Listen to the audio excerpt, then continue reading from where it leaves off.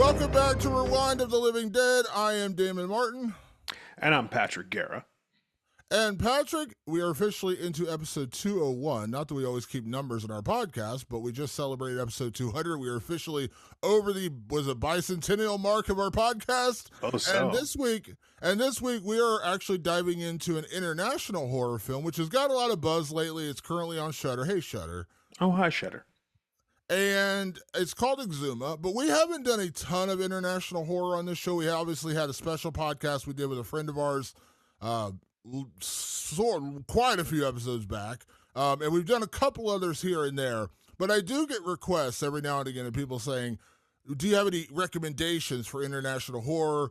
What international horror do you watch? Things like that, because international horror is a very big genre, and to be fair, you and I are both big international horror fans, but sometimes it's hard to bridge that gap in availability. Also, some people just don't like reading subtitles. Okay, I'm not going to fault you for whatever you prefer, but we don't dive into a lot of these. But we had a perfect little break here between our 200th episode, and then we are going into a span of like 3 weeks in a row of brand new horror films with A Quiet Place. Part one, we have, of course, Maxine, and then Longlegs, like just a triple feature, 3 weeks in a row of massive, massive horror films. So we kind of took this week. We already did a classic with the Monster Squad for episode 200. This week we dig into Exhuma, a new film that is currently available on Shudder, but is a massive, massive hit in South Korea.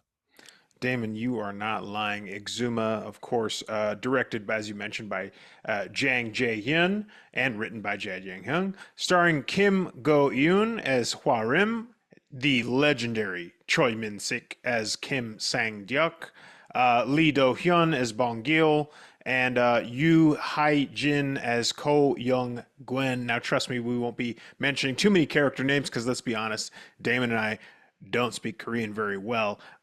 Yes, Damon, this was a hit to the tune of a worldwide box office of, get ready, $97 million. That's like barbarian territory. And now most of that, of course, came in South Korea. It was an immensely, immensely popular film in South Korea. But it had tons of buzz everywhere else.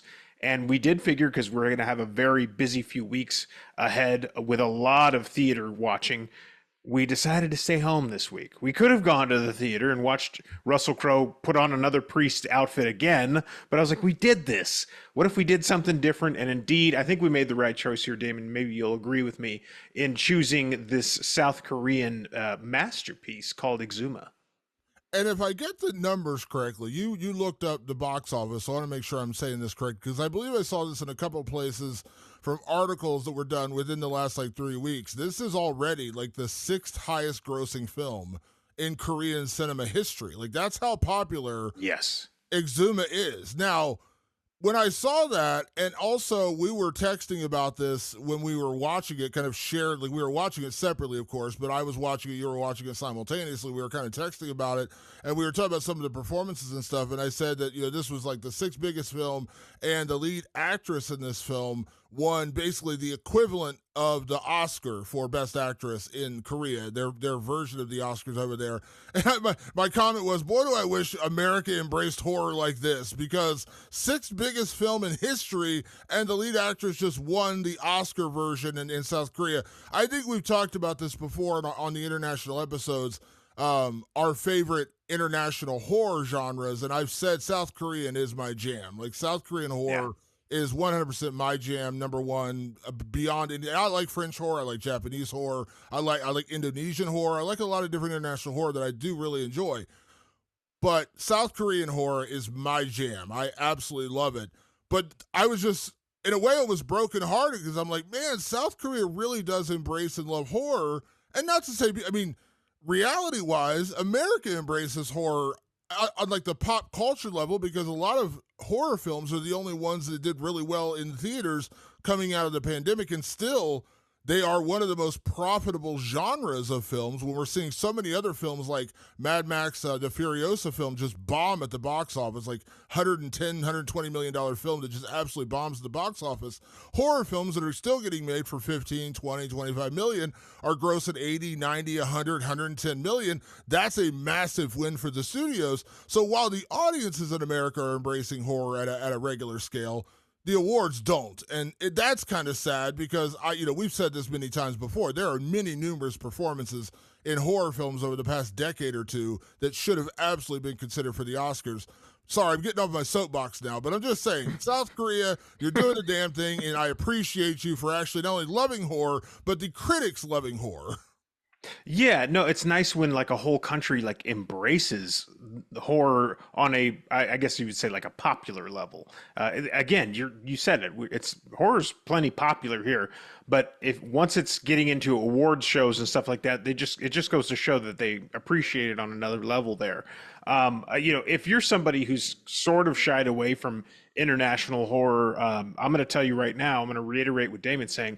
Start with Korean horror and French horror. Those two right now are going to give you the best of the best of the best. One of my favorite films of all time is I Saw the Devil, which is sort of more of a revenge thriller. Some call it horror, but that's a South Korean film. Also, Choi Min-sik is in that film as well. Korea makes movies about as good as the French do, and that's a huge, huge compliment. And, I know, yes, Patrick is the art goon. Patrick is the guy who loves artsy fartsy shit. They just make good movies, okay? What was popular a few weeks ago was that French Under Paris movie. It was a shark movie. By the way, stupid movie. I have a 60-second review on my TikTok, and I may have even put it on our Instagram. It's a stupid movie, but man, is it really well made. That's the thing. Like, why I would recommend these to people who are still kind of like, I don't know, I don't really like subtitle movies. These countries make movies better than everybody else does. They just do. I would love to one day get into like the reasons why Korean cinema is so incredibly good, and I'd like to have like an expert kind of come in and talk about the history of how Korean films get made and why they're made the way they're made.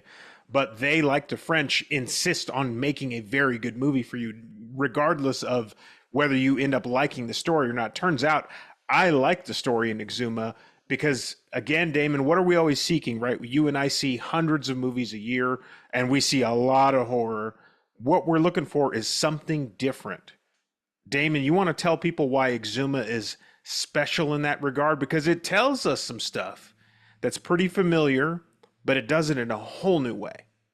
So real quick, I mentioned international horror, how we didn't do it. It's funny. I said we don't really do a lot of international horror. We actually did one about a month ago with a movie from France called Infested, which we also really enjoyed. I kind of forgot about that one. That was from France. Now we're going into Korea. And again, I've said South Korean is my favorite brand of international horror. But with Exhuma, what we're dealing with is a story about, and again, a couple things I want to be clear about before we really get into the plot and the mythology here. I don't know if you've seen us on YouTube or not. We're not Korean. I know that's a shock to a lot of people watching the podcast right now. Some people aren't sure if I'm Korean or not. I've been mistaken for Korean, and I'm like, have you ever met a Korean person? I'm only saying that because watching this movie, there is a lot of mythology. Now, I want to be scared away by that. I want people to be scared away by saying, oh, there's so much mythology, I won't understand it. It's not that. Actually, what it made me do was get fascinated enough to go look it up and understand better about the mythology and things that happened in Korea in the past. Because as us growing up in America, we learn U.S. history. When we learn world history, it's usually like the big, massive events like World War II. We talk about the Vietnam War. We talk about, the Cuban invasion. We talk about the big, the Cold War, but that still really involves America.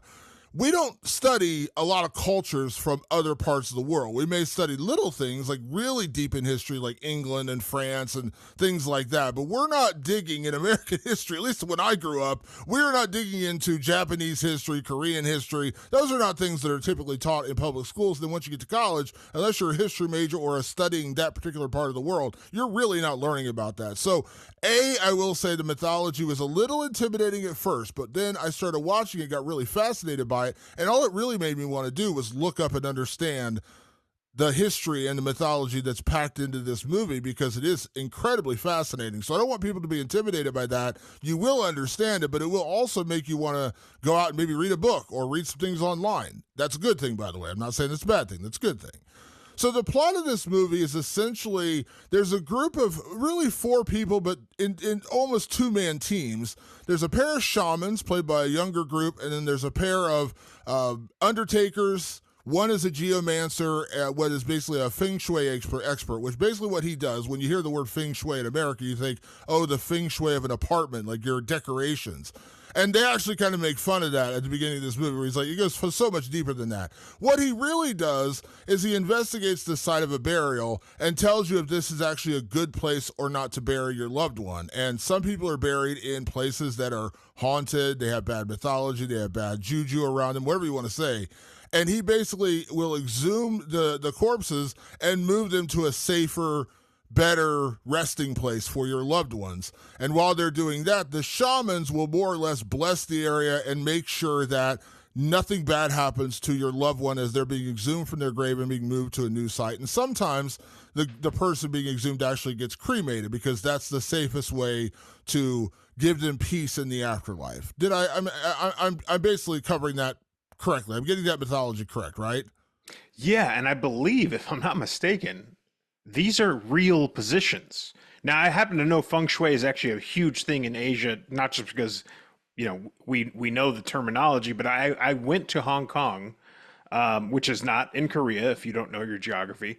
But I went to Hong Kong one time, and I was talking with some locals there, and they go, you would make a really great feng shui guy out here. It's a really serious thing. And I go, what do you mean? And they go, they like to have Westerners come out and tell them how to redecorate their apartments based on feng shui, based on the theories of feng shui. It's still very much used in a very serious way, and I believe it's even used in the way of burial plots. It's even used that way, where you go, it needs to be on this hill facing this direction with the sun shining this way during the winter and that way during the summers, and this water element is over here and these woods elements are here.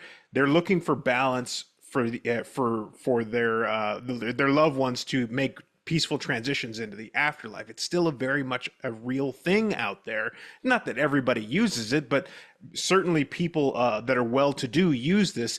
And that comes into our plot because a very well-to-do family is dealing with a haunting. And that's how we meet our shamans on the other side of things. Our two young shamans they actually fly out to Los Angeles to meet a very prominent Korean businessman who believes that his newborn child is being cursed by something. And they're out there trying to excise a demon. They're dealing with like exorcism kind of. And this shaman goes, I think I know what's going on here. She's done all her homework on this family. And she goes, we're going to have to go back to Korea because I do believe that your grandfather, I can't remember exactly what it was. I believe he is inhabiting people in your life. And if you want to save your child, we need to go back there and do this. And she says, almost with a groan, like, I think we're going to need the help of these guys. And it turns out to be that geomancer and his Undertaker buddy, because they're sort of an old school team. These are the new school kids, and they need to bring this old school team in to help them crack this case because it's a very complicated case. And we might get a little bit more into why it's complicated in the spoilers, but you're dealing with two things that people actually use, and if you balk at that and go, well, that's silly, people are still really using that stuff. Yeah, well, my mom's over here buying us burial plots in a Catholic cemetery, thinking that I want to be buried with a bunch of other people. I'm like, actually, no, I don't really want to. Like, our traditions just look different. They seem different than other people, but that's important to these people particularly. And so it was interesting to get there's an anthropological look into Korean life, especially on the higher end of things. Parasite was another thing where we kind of showed you, it was a movie where it showed you the two different class systems. In this instance, it shows you perhaps how a class system, the upper class system in Korea, operates. Like I'm getting a little bit of a taste of that in this movie. And then I'm getting a taste of their supernatural ideas, because for us, exorcism almost always links to Catholicism, usually. Catholicism or Christianity of some sort. That's almost always what we deal with here in America and in the West, when in fact in Asia, and I'm talking in far Asia, places like China, Korea, Japan, they had written word and written history for thousands and thousands and thousands of years. When we were still figuring out Christianity over here, they were completely established societies with written word, deep history, deep traditions. So I always love getting into movies like this because then I get to see, I was like, oh, wow, they do this over here. And they've done this probably longer than we have. Well, what was fascinating to me about the whole process of the exhumations and the shamans and the geomancer and the undertaker all working together, basically a 4-man team, was how when they approached this with locals, when they spoke to the families, when they spoke to the local families both in Los Angeles and then going back home to Korea and meeting the family that still lived in Korea, this was just part of the process. Like, this is normal everyday life. No one ever said, "What are you doing? Yeah. This is hokey bullshit. Like, this is not real. What are you doing?" This is all accepted. This is all accepted process in a lot of funerals and a lot of passing over for people dying in Korea, families dying and burials and things of that nature. I really enjoyed that because my instinct as an American is we always kind of lean towards the mockery of something of that Yeah. nature. Now, to be fair, just to state the obvious, we've said it on this podcast dozens of times, and again, I'm not trying to alienate our audience. You and I are atheists, so we don't have, you and I, like, I'm not saying this to be funny, I'm just being honest, and my girlfriend knows this because I've told her this. I said, when I die, throw me in the oven, burn me up, throw my ashes somewhere, I don't give a shit, because, like, in my head, I'm dead. Like, that's where I think, I know. Maybe I'm wrong. I'm not saying, emphatically, Right. that's one of the things I appreciate as an atheist is I'm not saying I'm emphatically correct. I believe I'm correct, and all the evidence I believe I can see makes me feel like I'm correct. But that's what I say. When I die, cremate me, throw my ashes in the ocean or throw it, dump it somewhere I'd love to go, but I'm not going to be there, so I don't really care. Like, I'm dead. That's my opinion. That's me personally. But that's not a lot of people. A lot of people want to go through the ritual of that. There's a certain way that Muslims want to be buried. There's a certain way that some Christians want to be buried. Catholics want to be buried.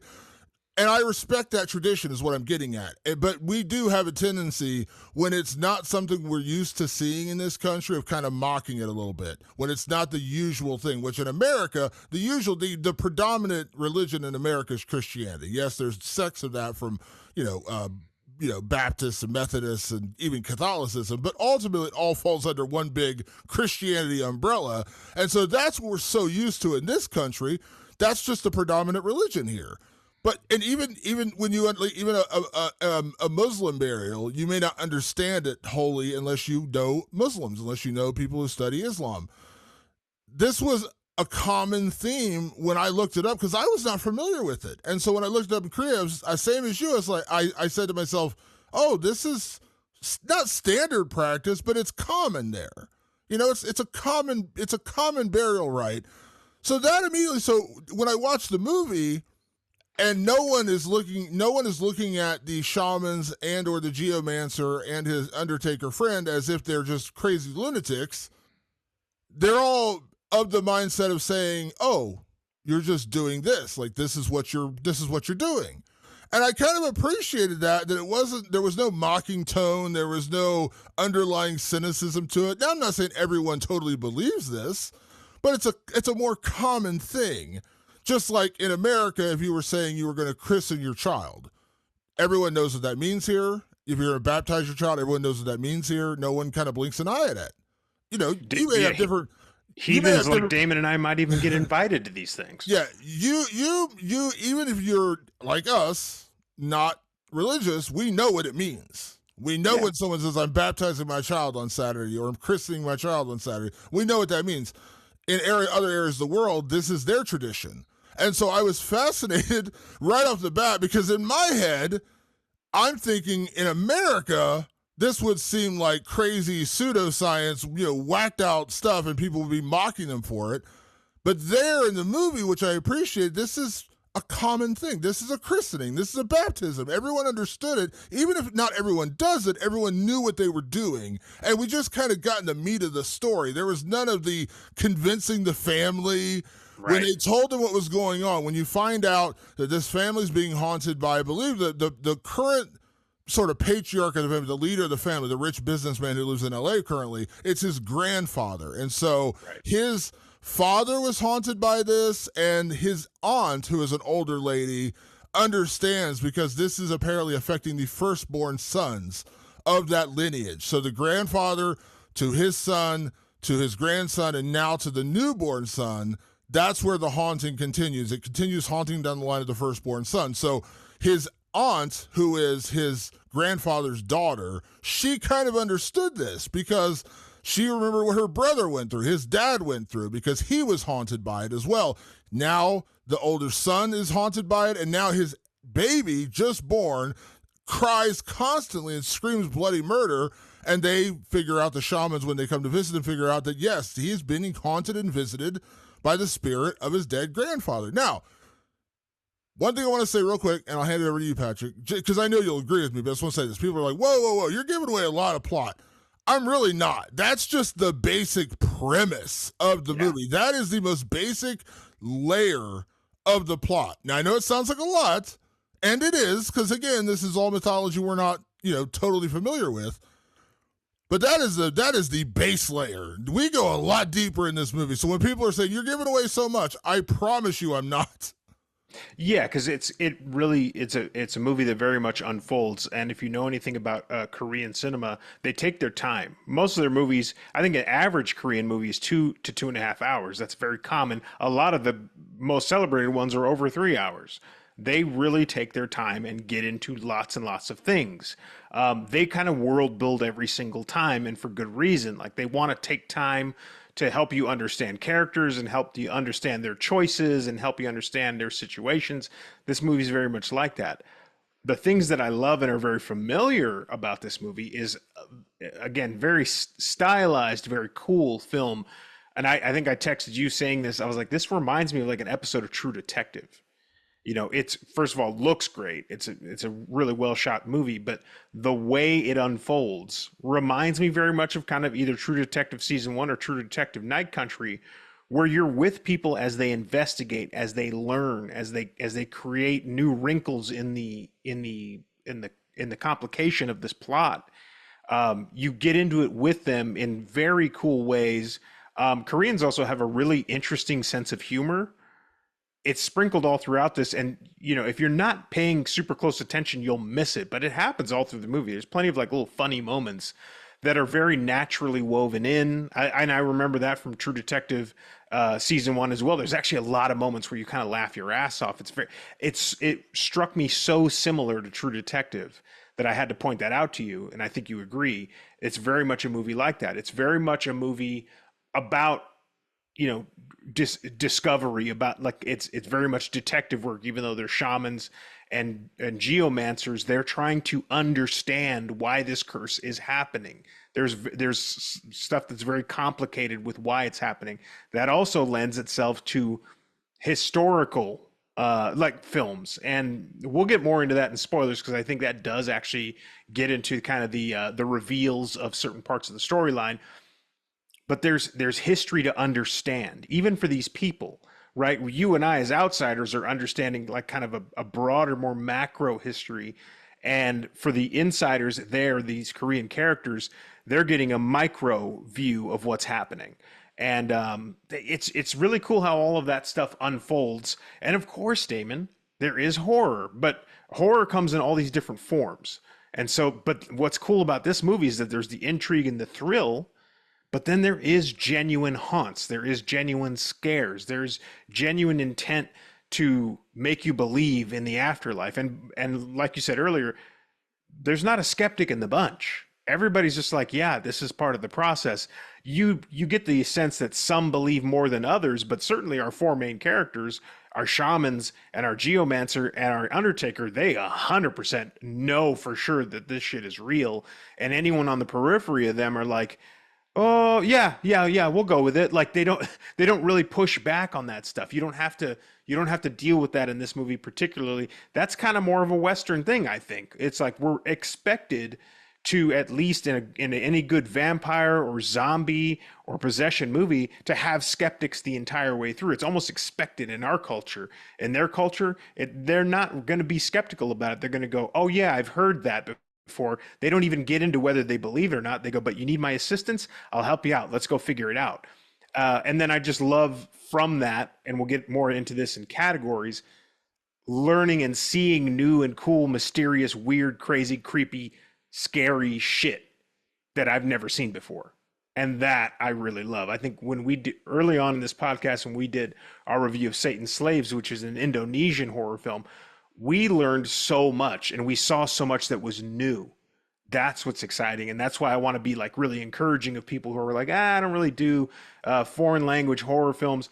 Like, you get to see shit you're not going to see everywhere. You're not the stuff, the same old thing that you see in every horror movie. Not that I don't love the same old thing, because certainly I've been shown it in many different ways, but sometimes you see it in a whole different way completely. And that's Exhuma.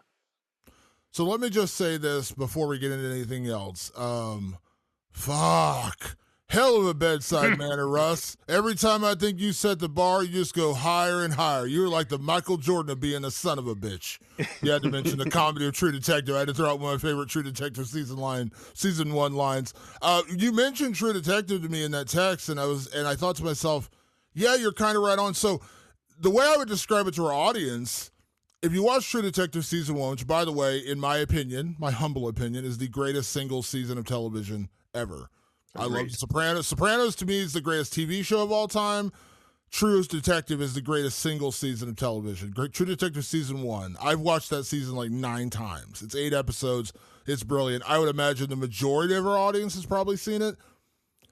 I'm not going to give spoilers, but just so you understand, True Detective season 1 hinges a lot on the occult.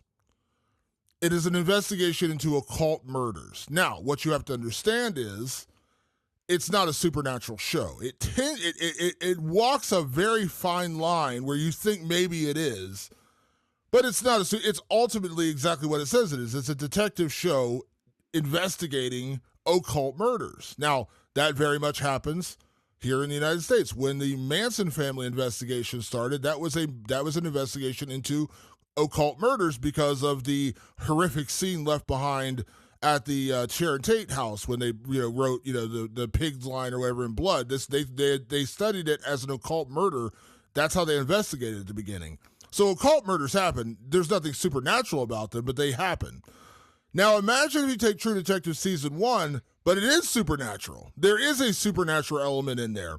Also, I would compare this to some of the better, darker episodes of X-Files, which is another show I absolutely loved. I would say, imagine True Detective and X-Files taking place in Korea. I don't want to simplify this plot, but just for our American audience, which is predominantly, we do have international fans, we love you all, but predominantly we have an American English-speaking audience. That's how you go into this film. Understand it's a little bit True Detective, it's a little bit X-Files, a lot more supernatural, because even X-Files kind of, teeters on it's definitely got supernatural elements in there. We know it does. But not every episode is like that. I would say some of the darker, more supernatural episodes of X-Files combined with True Detective, and then a whole lot of Korean mythology, which is what you learn in this film. But I think that's the best description for people who are like, what am I getting myself into? Like, what am I going to see here in this 2-hour and 15-minute long movie that you're telling me is about exhumations and geomancers and shamans? We're tossing out a lot of words that the audience of our predominantly American audience is going to say, what the fuck are they talking about?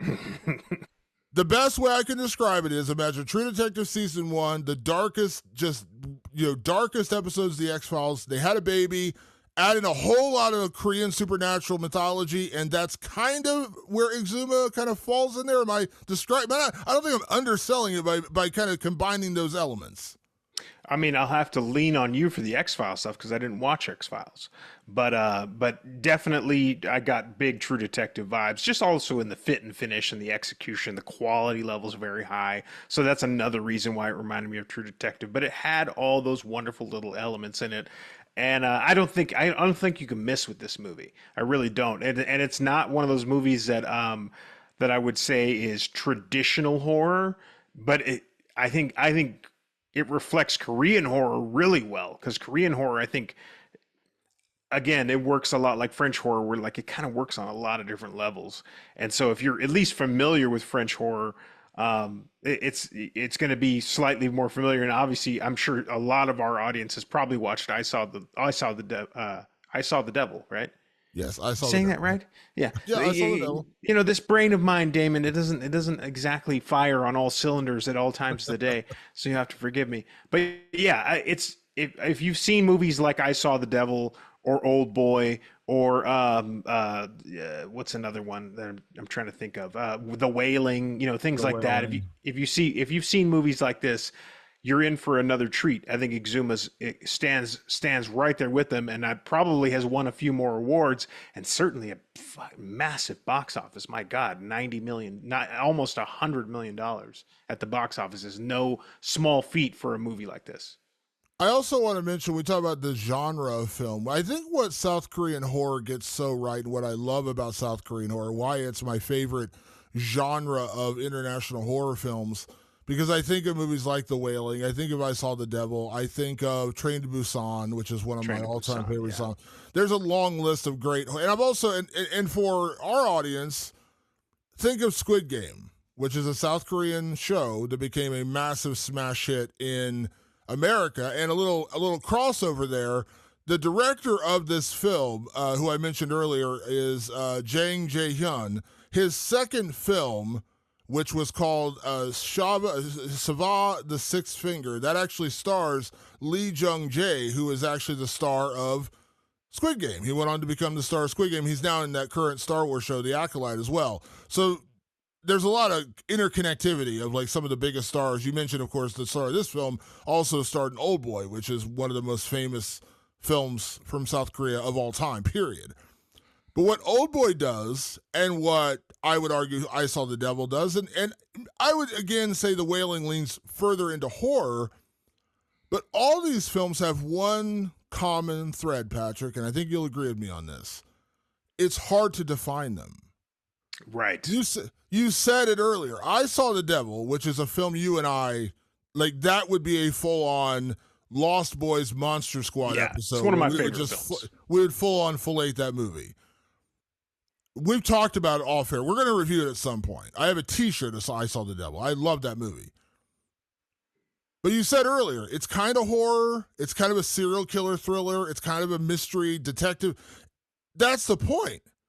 Yeah. It tinges on a lot of different genres. Now, I would say The Wailing definitely leans farther into the horror because it's a pretty graphic movie, but even that has elements mixed in. Now, I'm not saying that American horror doesn't do this, but we do tend to try to define American horror into categories: slasher, possession film, so on and so forth. Old Boy is a movie. I've heard people classify Old Boy as a horror film. I don't really think it's horror. It's pretty brutal. It's a brutal movie, but I don't know that I would necessarily classify it as horror. But the fact that people would say, but I think it is. Yeah. Tells Same with you, Parasite. Same thing. People say the yeah. same thing about Parasite.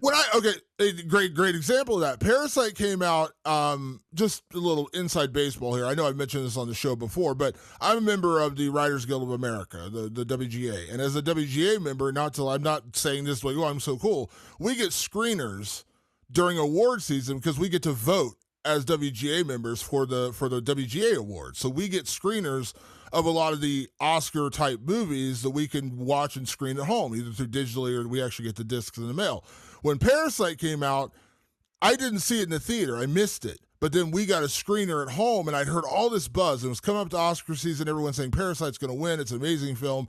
And I sat down to watch it, and it was a disc. It was a DVD. I popped it in, and on the inside of the little, they give you it's a little like cardboard, just a very basic two-sheet kind of thing. It's got Parasite on the outside, the cover that you would normally see on like a Blu-ray cover. The inside has a little description of the film, and the other side is a sleeve with the movie. It's just very basic.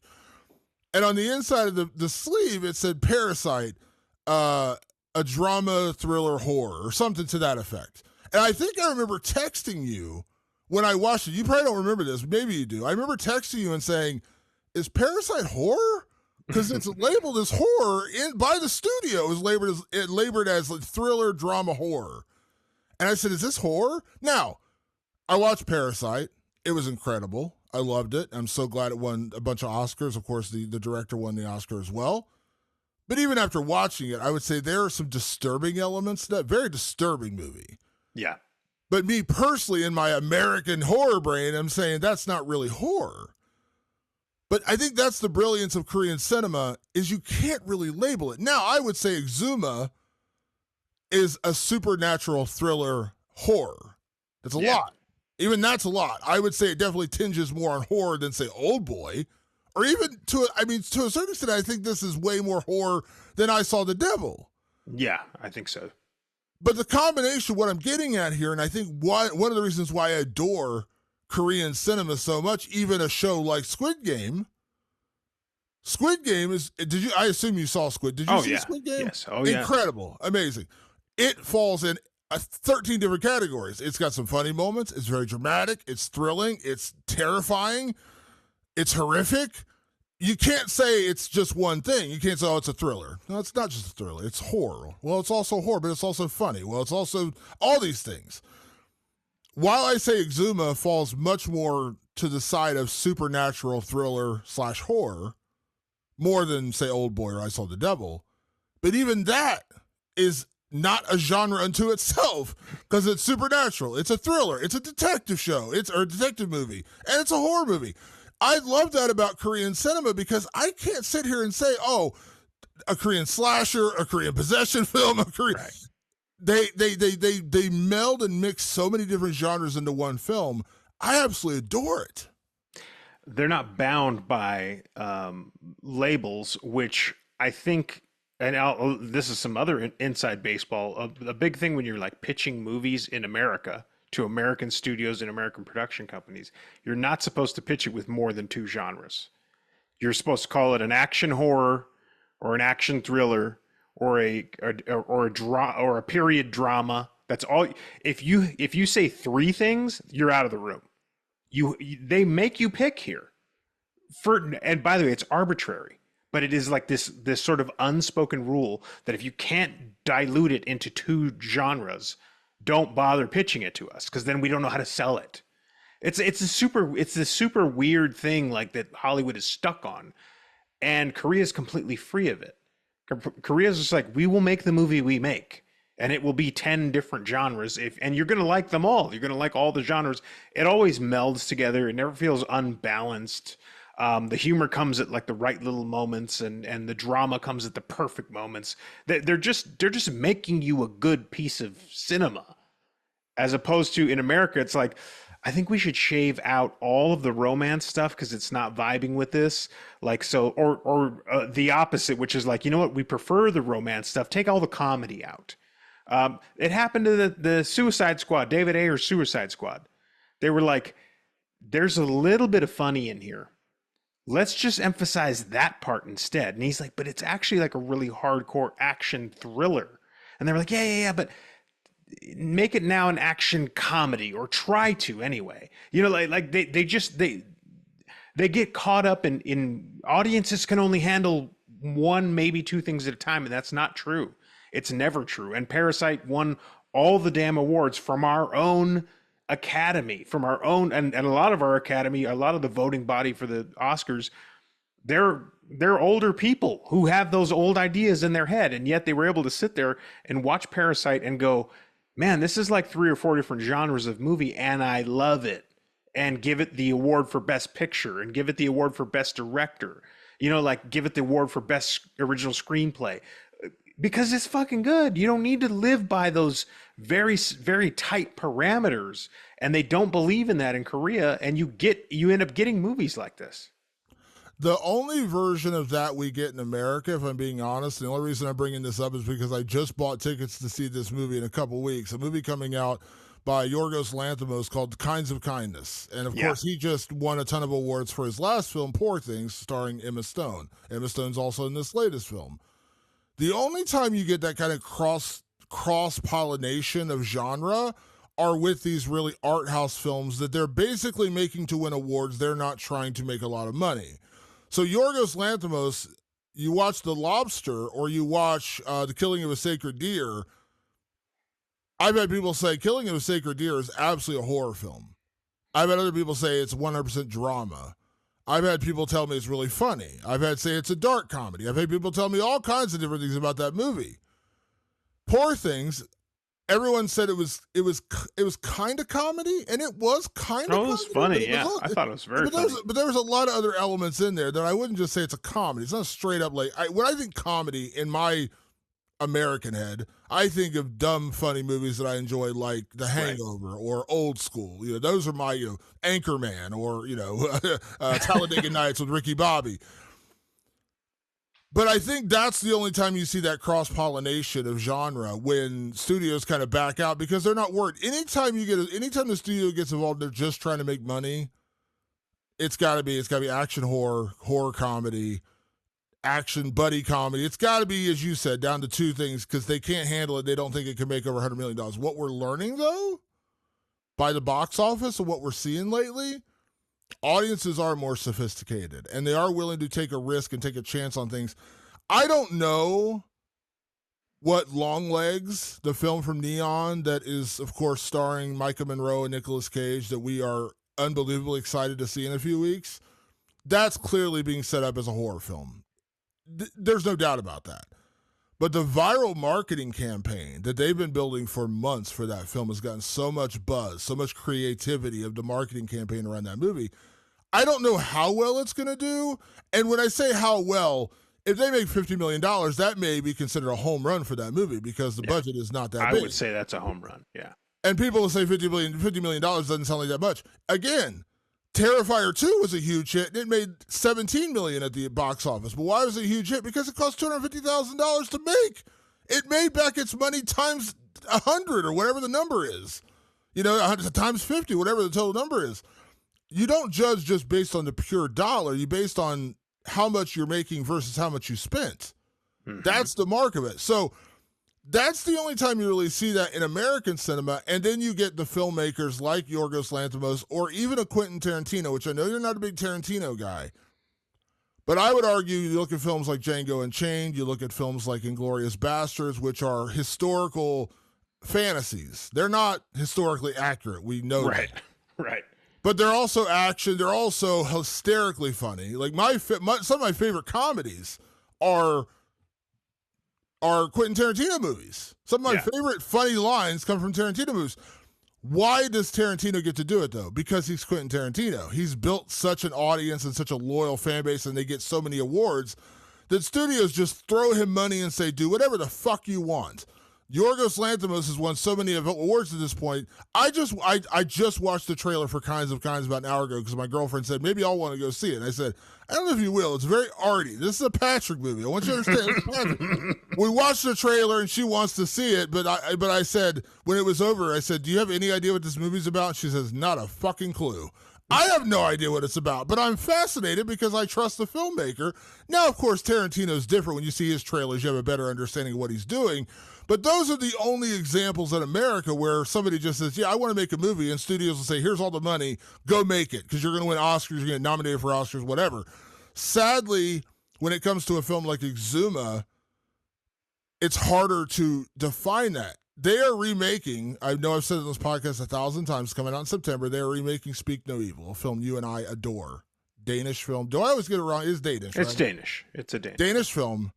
That's a film that kind of crosses a lot of different boundaries. It's not purely horror. It's thriller. There's a lot of different genres in that movie. I don't know what they're going to do with the American version. It looks fairly adapted from the trailers I've seen. But again, my point is about Exhuma, getting back to the entire review of what we're doing today, that movie does cross-pollinate a lot of different genres, and I love that about Korean cinema, and I guess my entire point here, what I'm getting at when I say guys like Yorgos Lanthimos and Quentin Tarantino and other directors that get to do it because they win awards, I wish we had that open-mindedness to accept Parasite as a film that is kind of drama, kind of thriller, kind of horror. There's a lot of that. You look at Killing of a Sacred Deer, it's kind of drama, it's kind of dark comedy, it's kind of horror. I want more of that is what I'm getting at. Exhuma is a film that doesn't exist in one box. It exists in a lot of different boxes. And by the time this film was over, 2 hours and 15 minutes later, and I chopped it into two pieces, by the way. I watched part of it one night, watched the second half the second night because I was so tired. And again, you are reading it. It is subtitled. So I just didn't want to zone out. So I stopped watching it one night and finished it the next night. But when I finished the film, I sat there and thought to myself, I just experienced something because this film comes in chapters. I think it's 6 chapters, if I'm correct. They do Think six so, yeah. chapters. And by the 6th chapter, by the end, I felt like I had seen an epic.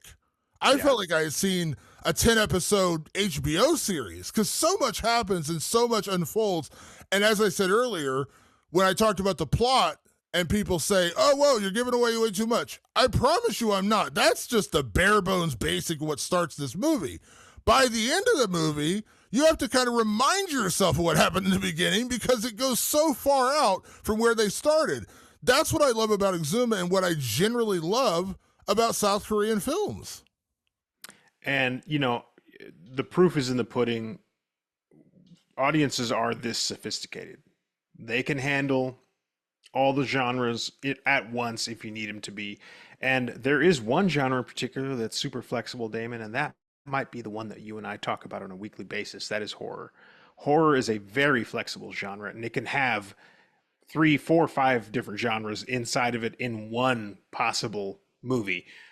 This movie, Exuma, just happens to balance them all very, very well on the level of like an HBO prestige type show.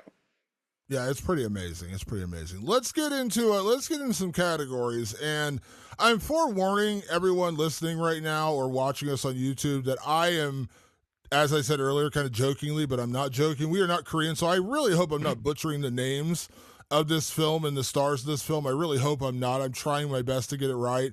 I obsessively, when we do have certain names on this show, I will go on YouTube and try to watch interviews with them so I can hear how they say their name, so I can understand how to say their name, so I get it correctly, just like I did with Duncan Regehr for Monster Squad. It's like, I do not want to mess up this guy's name. It's a little harder because most of the interviews about Exhuma are in Korean and doesn't really help me a ton to watch that because I don't understand the language. I see the translation, but doesn't really help me in terms of actually understanding the name. So I'm just warning our audience right now, if you are Korean or you understand or you speak Korean, please don't laugh at us for butchering a name We're here and there, trying. because I promise you I'm going to butcher a name. I'm warning you ahead of time. Let's get into our first category as we always do, and let's talk about best performance. Now, Patrick, real quick before I talk best performance, do you have a easier or harder time to judge performance when it's a subtitle movie? Because I think there is a balancing act there. Because a lot of what I grade on is delivery, and it's harder to judge delivery when you can't totally tell what someone's saying. Am I right in thinking that? No, I know exactly what you mean. I think with Korean films and French films in particular, I turn that part of my brain off where I'm like, are they acting poorly? Because it's like they just put out good shit. Like I'm like I think even on their side of things, everyone takes it so seriously that you're not really getting phoned in performances.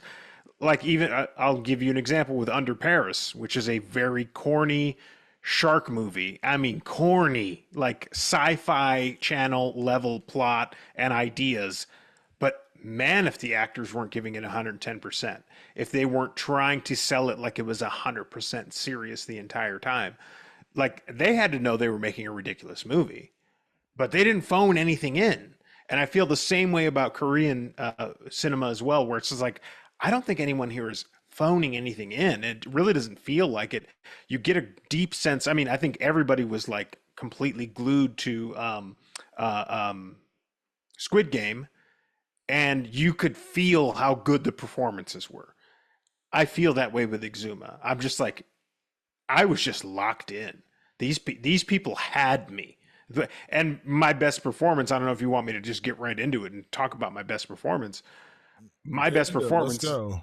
uh, maybe this is a cheap pick, but I don't give a shit. My best performance goes to Choi Min Sik, who plays Kim Sang Deok, aka the Geomancer. Choi Min Sik is, of course, an absolute legend and powerhouse in Korean cinema. He is Old Boy. He is the devil, and I Saw the Devil. Yeah, he's one of the most badass actors you'll ever see, ever, and he doesn't disappoint. And it's funny because he's getting older, um, and but he knows how to play whatever he's doing. And typically, Choi Min Sik comes in to these movies, and he's sort of like a battering ram almost always. In this movie, he's very much he's kind of weary. He knows that his role as a geomancer is sort of starting to fade away. He's having to justify his existence and his profession to people around him. I don't want to say he is pathetic, but he's sort of feeling a little pathetic. And here come these two young, good-looking, cool young shamans that are reluctant to even use him, but they're like, okay, if we really want to get to the meat of what's going on, we're gonna need a necromancer or a geomancer, excuse me. And I think this guy can help us. But there's right away this clash of generations where they're just like, you do all the old shit that's sort of woo woo. We do the stuff that actually matters. You know what I mean? We actually do these ceremonies that help souls move on to the other side. You're a glorified interior decorator, something like that. And so he plays it as sort of like he's on the defense, and he's not the most aggressive guy. Like he has to try at times to convince people to listen to him. And for an actor with the reputation of Choi Min-sik, it's such an interesting departure that I was fully invested in it for him as a character. And he has a very defined arc in this movie where it's sort of, he has to kind of basically turn everybody so that they'll legitimize him, and by the end he's leading the charge. The best analogy I can give for the way he portrays his performance is he is an expert at landlines living in a cell phone world. Yes, great. There are still people who have home lines. People still have home phones. It's few and far between, though. When you and I were growing up, everyone had a home phone. Mm-hmm. Now, I'd say 1 out of every 100 homes even has a home phone anymore. There are probably listeners of our audience who are like, what the fuck is a landline? That's how far it's gone. But that's kind of where his character is. He's living in a landline world, or he's a landline expert living in a digital cell phone world, where at this stage where we're at in life, people don't even know what a payphone is anymore. Like that's how far removed we are. People don't even understand what I've literally had that conversation when I say payphone. They're like, what's that? I'm like, oh my God, how old am I? Yeah, my son just called one a phone building. He goes, I don't know, it's like that phone building. I was like, yes, a phone booth, yes. But that's kind of what, like, he's of that era. He's an older guy who's been around, and his brand of business, his brand of knowledge is seen very old school. But he plays it in such a way that he knows in almost every given situation that he is the smartest guy in the room. He knows what he's doing, and he sees what's happening. He's investigating this situation we deal with in this movie. Now, when I watched this film, he was the one guy I knew. When I saw him, my brain popped right away and said, Old Boy. That was the first thing that came to mind, was Old Boy. And then I saw The Devil, but Old Boy was the first thing. I was like, that's Old Boy. So very, very famous, very well-recognized actor in Korean cinema. And I know this sounds probably like a bad judgment to make, if I'm being honest. And I'm not saying it's right.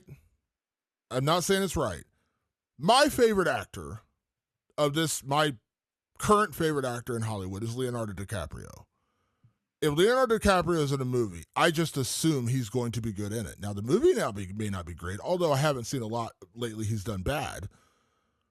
But every time he's in a movie, I'm just like, Leo's in it, he's going to kill it. What everyone does around him, I don't know, but he's going to kill it. Because I know what I expect out of Leonardo DiCaprio. When I saw him in this movie, I said, "Oh, well, he's going to be good."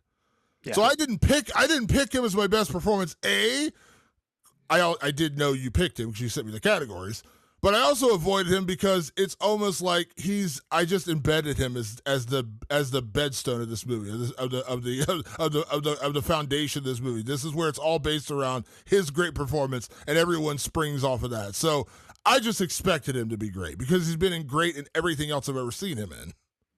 Yeah, he's kind of a safe bet, and this certainly was a safe bet pick. But I did kind of hone in on the fact that he didn't play his typical powerhouse role where he can kind of bulldoze anybody in the movie. This was not that role for him. He really takes a backseat to the what I would consider is probably the main character of this movie, Hwa Rim, played by Kim Go-yeon. She's sort of the main shaman, and she's obviously the new blood and all that stuff. So he plays a backseat to her. But when Choi Min-sik is your supporting cast, I have to imagine as an actor, you're like, we're gonna be fine. We're gonna be just fine because the guy's a legend. That's like Leonardo DiCaprio being the lead to Brad Pitt in Once Upon a Time in Hollywood. You're like, Brad Pitt's the secondary guy. Yeah. Okay, because Brad Pitt's really good. So okay. Christian Bale's another guy like that. It's like that Thor: Love and Thunder movie is so terrible, and I was like, I was even before I saw it, I said, I know this movie might suck, but I know Christian Bale's going to be good, and he was. He was like he's easily the best part of the movie. He's like his own. He's like in his own little movie. In this instance, it's not the case. The whole movie's great. Everybody in acts in it's great. It just so happens to star one of Korea's legendary actors as well. I think I dislike Thor: Love and Thunder even more because how good Christian Bale was and how wasted that performance was. It's wasted on a bad movie. It's like a sport. It's a football game where your quarterback throws for 400 yards, but your team gets blown out by like 30 points. You're just he can't do everything. He can't do everything. He Christian can't Bale carry tried. the whole damn movie. He can't carry the whole damn movie. But yeah, Thor: Love and Thunder sucked like a Dyson. For me, my best performance. So you mentioned it, the real lead, the other lead in this movie, and an actor who I was not familiar with until seeing this movie is Kim Go Eun, who plays Ha Rim, who is the lead of this movie, who is the lead shaman of this movie, and her name is Lee Ha Rim in the movie, but they mostly call her Ha Rim in the movie. She is incredible. I had never seen her before. Now I do know from research I've done since this movie that she's a very prominent actor in Korea. And as I mentioned at the top of the show, she won the equivalent of the Oscar in Korea for her role in this film. This was Best Actress in Korea. The Korean Oscars was for this movie, for Exhuma. She's great. And you and I texted about it during the film. I'd never seen her before. I wasn't familiar with her. I do watch a lot of Korean horror, and I actually watch a lot of Korean shows that are on Netflix. So I do enjoy a lot of them, but I was not familiar with her, and I thought she was incredible. She shows a lot of emotion, a lot of range in this movie, and to my point earlier where I said sometimes it's a little harder, and you said you have to kind of shut up that part of your brain with the language because you can't totally see how they're emoting because you're just you're reading subtitles. Her facial expression sold it for me. She had so many moments in this movie where she looked pained and hurt and in the throes of devastating moments, and then coming out on top, becoming powerful and strong.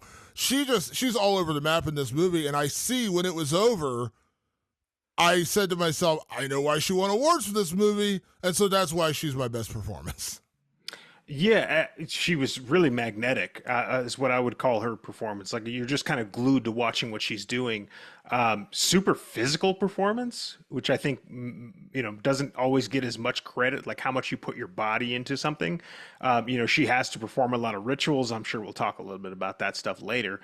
But she's just all in. I think is what you feel like when you're watching this movie. Like this woman is all in, and the arc that the character is has written is really good and really strong, and she meets that challenge of that there's good story on the page, and she was able to bring it out on screen. Yeah, she did a really good job. And again, to be fair, I thought everyone in this movie was great. Not to oversell it, but I thought everyone in this movie was incredible. It was a really well casted, well acted movie. Those were just our two favorite performances, but really there's no one bad in this movie. It's all really well done. And also, what I also was fascinated about this movie, when they travel to America, everyone does speak English. Like they don't try to, they don't switch language. Like when you get to America, they speak English. It kind of threw me off because I'm not used to that. When I watch an international film, I'm just so used to being stuck in that language and following the subtitles. But it actually does switch over when they go to America and they're in Los Angeles. Everyone's speaking English. The family's based in LA, and so they speak English. I was a pleasant surprise. I'm not used to that when I watch. They're also speaking Japanese at times too. That happens at the very beginning of the movie when the plane is landing in Los Angeles. The stewardess is speaking to her in Japanese. I don't know if you caught that or not, but she has to remind her, like, "Hey, I'm actually Korean. I'm not Japanese." But she can speak the Japanese language, and that factors in later. Also, I didn't mention this when we started getting into categories. We are in spoiler territory now. I'm sorry I didn't say at the beginning. We are in full spoiler. We haven't really spoiled anything at this point. Not yet, no. Just to be fair, we are in spoiler territory. I don't know why I didn't mention that. We just rolled right into categories, and I failed to mention spoilers. Because as I said earlier, what we've talked about with the plot of this movie is so base level what this movie's about. And we are going to get a lot deeper in the mythology in the rest of the category. So just to be fair, we are now in total spoiler territory. So be forewarned. We are going to talk about a lot of things that will ruin the movie for you if you haven't seen it. Because there's so many threads that get pulled in this movie that are just pretty incredible. As I said, what you think you're getting at the beginning is totally not what you're getting at the end. So that's why I said, I promise you, the plot I unraveled for you is not anywhere where we're going, and not where we end up in this movie, I should say. Let's move on to MVP. Our Ken Foray Banana Hammock MVP Award, named after great character actor Ken Foray from the movie From Beyond, when he jumped down a flight of stairs and into a basement to kill a creature wearing nothing more than a thong bikini. If that's not an MVP performance, I don't know what is. So, Patrick, when it comes to Exhuma, who gets your Ken Foray Banana Hammock MVP award? Very often I'll use MVP to highlight maybe somebody behind the camera. This time, again, I thought all the performances were so good, so I went with another actor. I went with Lee Do-hyun, who plays Bong Gil. Bong Gil is the other shaman who works alongside Hua Rim. He's a young guy. He's covered in like these tattoos that turn out to be like sacred, kind of like spells that help protect him. It's funny. Both sides of the supernatural team have this guy, which is the comic relief. Like he was sort of the funny guy on the shaman side of things. He's a protege of Hua Rim. She's a real like dyed-in-the-wool expert and very serious about her work. And he's sort of like a young, fresh-faced kind of goofball guy. He's not, and nothing about it's over the top. And then what I love is that at one point down the line, Hua Rim and company discover that they are dealing with not just any old malevolent spirit, but perhaps the worst of all, at least according to Korean folklore. They're dealing with a Japanese demon. And they say Japanese demons, you cannot just shaman them out of the place. You cannot just geomance them out of this shit. They are fully malevolent. They are just there to lay waste to things. And at one point in one of what I would call like a false victory, where they think they get him, this Japanese demon inhabits Bong Gil and puts him in sort of like a comatose or a possessed state. And she enlists the help of a couple of young witches to kind of oversee Bong Gil as he sits in a hospital bed, because they know that this demon could kill him, and this demon could also use him as a tool to hurt other people. So they kind of have to lay vigil over him. And in those moments, what's cool is the demon will speak through Bong Gil. So he has to kind of change up like how he acts and behaves, and he'll like sit up in bed and say it's possession, but done kind of their way and their style. It's not the typical, although they do a little bit of typical possession stuff with other characters. But in this particular instance, Bong Gil has to play the role of both this kind of goofy sidekick and then at one point a possessed maniac. One of my favorite scenes in the entire film is when he is possessed in the hospital and Hua Rim and her two. I don't know if I really totally understood exactly who they were, but it was, you mentioned, witches, like, part of her coven, part of her group that she grew up with. And they basically explain, and please correct me if I'm wrong if I missed this in the movie. I don't think I did. But they explained that Bong Gil was an orphan, and they more or less took him in and raised him. And the elder woman that she brings in to help them, cast these chants to bring him out, to basically lure out the demon so they can speak to it, so they can find out its origins and try to get information so they can eventually stop it. The older elder shaman is more or less saying, well, we're just going to have to let him go. Like, he's just not going to make it because we can't risk dealing with this demon, this Japanese demon, because it's horrific. Things are going to go poorly. So if it doesn't, they brought in a chicken that serves as like almost like a soul catcher, and if it gets too extreme, they're going to kill the chicken and more or less kill him. The spirit in the body, not the actual demon, but the spirit will invade the body, and Bong Gil will die. And the elder shaman is basically saying, tough shit, like he's possessed. We probably can't save him. And it's Hua Rim who's looking out for him almost like a little brother because she was raised alongside him. He was an orphan. Did I get that right? The orphan part? I'm pretty I sure. think so. Yeah. Yeah, I feel like I And picked that so up too. she's very protective of him. And so she doesn't allow the elder woman, and it's also a younger girl who are there with her helping to try to cast out the demon inside Bongil. But that scene in the hospital where they're talking to the demon in Bongil is probably my favorite scene in the entire film. It's pretty harrowing, and it's really just a conversation. It's just Hua Rim and the other two women talking to a possessed Bongil. That might be my favorite scene in the entire film. There's a few moments where I'm like, this might be my favorite moment. I'm curious if we'll get to them in the categories. If not, we'll have to stop and appreciate some of the many scenes because again, this is a very layered and textured movie that kind of has chapters, multiple chapters, and it even stretches in time. Like they kind of get things fixed, and then like almost like a few months or something go down the road, and then shit keep kind of drums back up again. So there's a lot to follow, but there's many wonderful parts, and that scene where they're trying to save Bong Gil is one of those very cool, harrowing scenes. So for me, MVP, and I know it's a generic choice, and I do try to go outside the box on some of these, but sometimes it just fits, and I can't really go too far out the box for this one because my pick for MVP is the writer and director Jang Jae-hyun. And part of the reason why I'm picking him, not only because this is a truly brilliant film that clearly you and I both really enjoyed, but he has a couple other films. I mentioned the one with the star from Squid Game, and he also had a film called The Priest, which was his first film. I've seen that film years ago. I don't remember when I saw it. I want to say it came out like 2017, 2016. I know I saw it. It was one of those, again, Korean horror is my favorite international horror, and I have sought out some of these films, and I want to say I saw it on Netflix. I don't think it's there anymore, though, but I think I saw it on Netflix. And I didn't realize it was him until I rewatched. When I saw Exhuman, I looked him up doing research for this movie, and I said, oh, I've seen that. I remember that movie. Very disturbing movie about a girl being abused in a church. Something Americans can probably relate to here. But what I love about his filmmaking in the three major features he's done, and then capping things off now with Exhuma, is that all three films are wildly different. All three films are wildly original, and all three films tinge on that hard to categorize supernatural, possession, horror, thriller. They're just, all of them have different elements of that mixed in. As we said, you can't really define a lot of Korean cinema. I think what he did with this one is very much what he did with The Priest, and now I really do want to seek out his second film, the one with the star from Squid Game, because I want to see what that one's totally about. I read the plot, I read the little synopsis, and I'm just like, ooh, that sounds interesting too.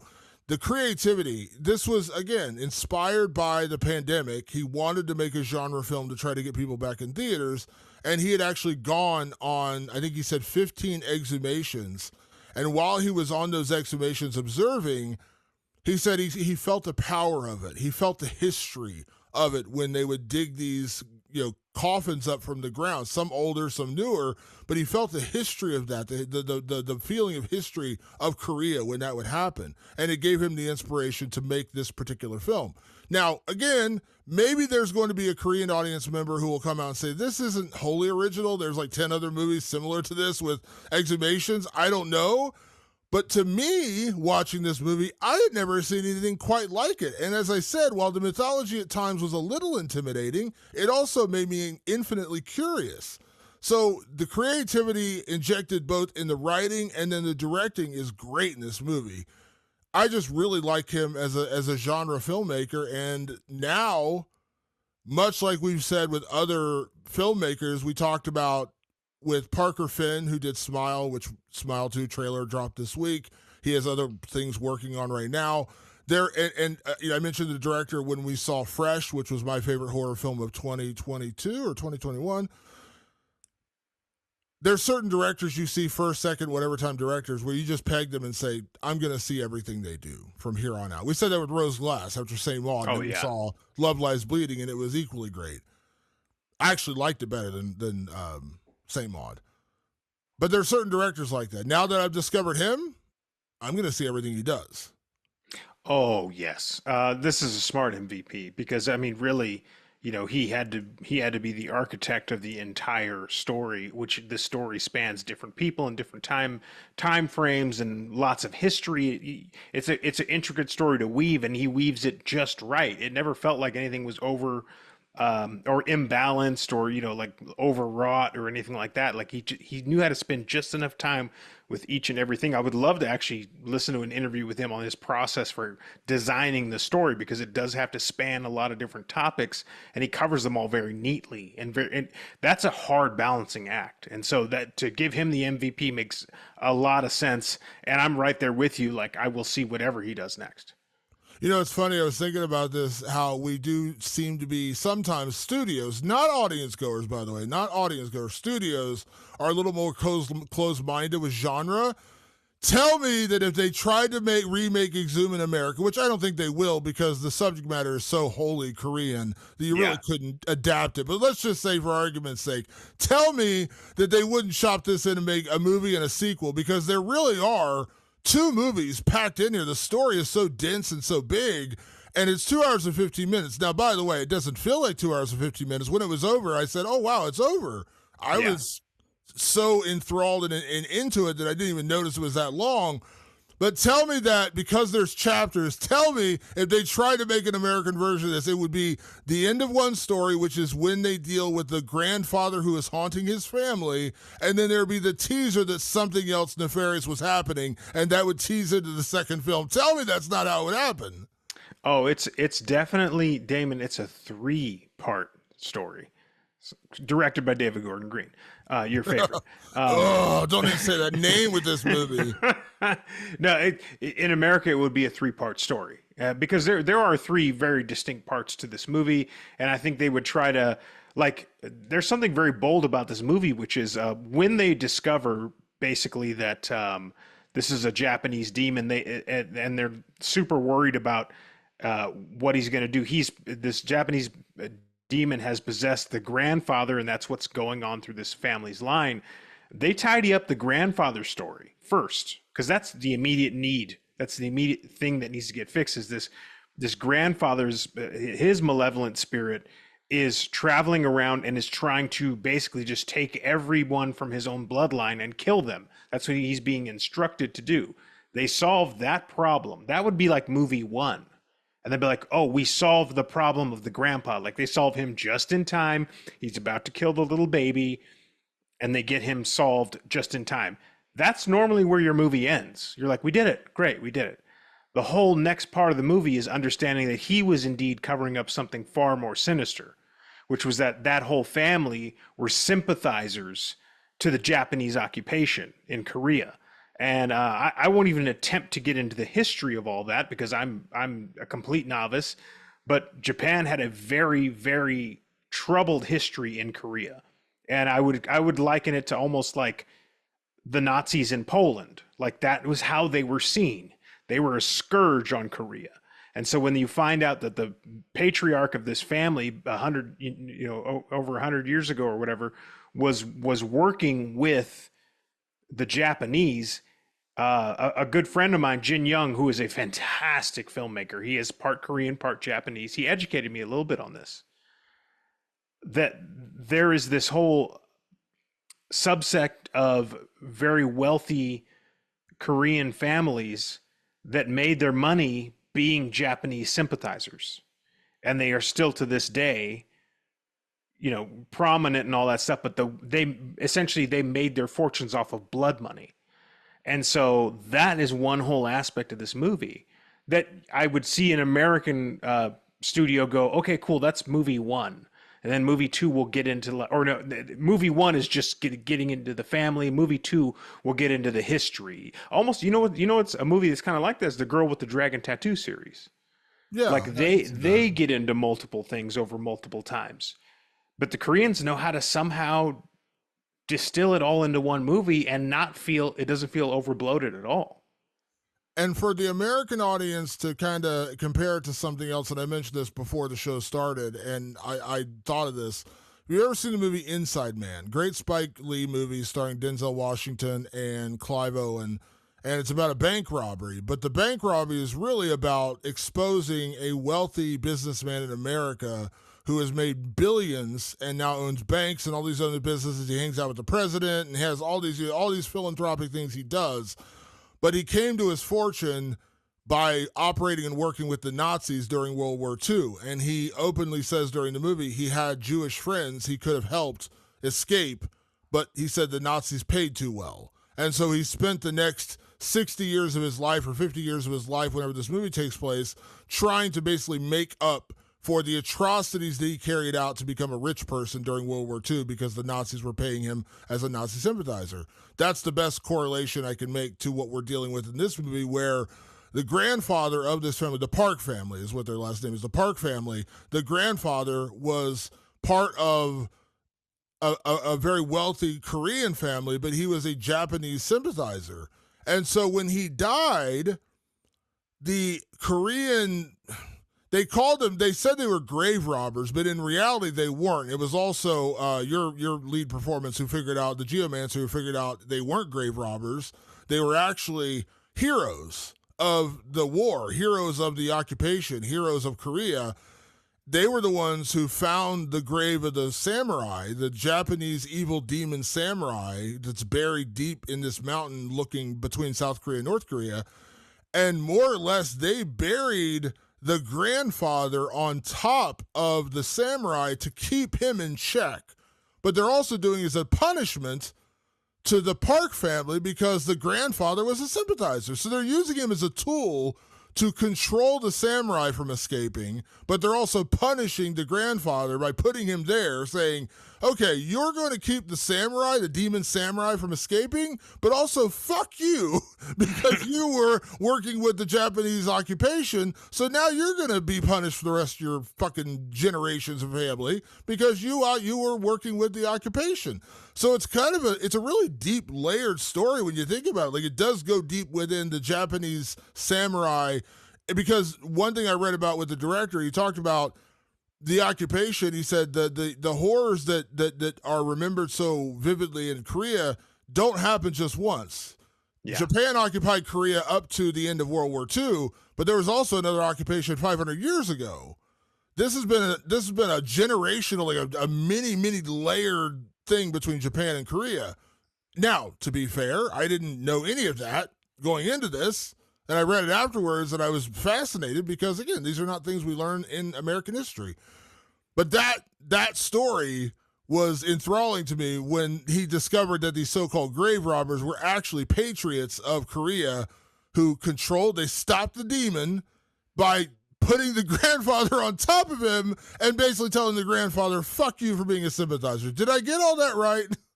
Yeah. Basically, and early on, Choi Min-suk's character is like, wow, this piece of land is dog shit for somebody of prominence. He shouldn't be in this particular part of, he shouldn't be buried here. There's a lot of bad energy in this area.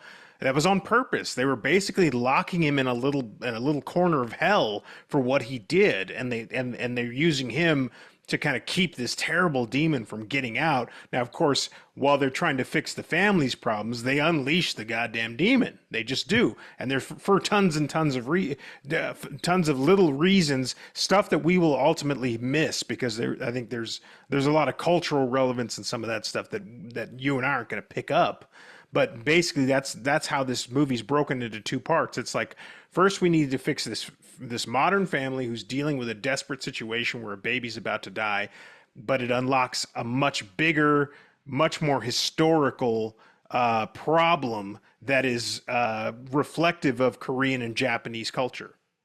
Yeah, and I just, again, when you really discover it, by the end, because at the beginning you're like, this poor baby, this poor guy, they're being haunted by the grandfather, and then they discover what he actually did, and you're kind of like, yeah, kind of fuck that family, because what he did. So it's a very layered story. Let's get into our next category, and that is best scare. So Patrick, when you look at Exhuma, what is your best scare in this movie?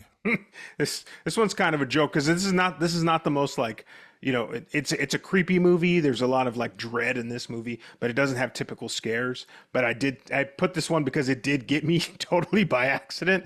I was like I put the movie on and I'm like kind of settling in to get ready, and I'm seeing the title screens going, and then out of nowhere there was like a super loud drum, and I was like holy shit! It fucking got me, and I was like, you know what? I'm gonna give it to these damn drums.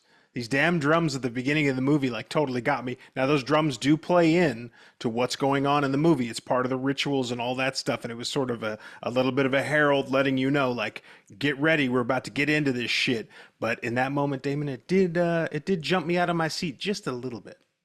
Yeah, that was a good. There's a couple of moments like that where they play the drums. It's really loud all of a sudden 'cause it's a very subdued movie, and then all of a sudden it's like boom, boom, boom. It's like what the fuck? Hey.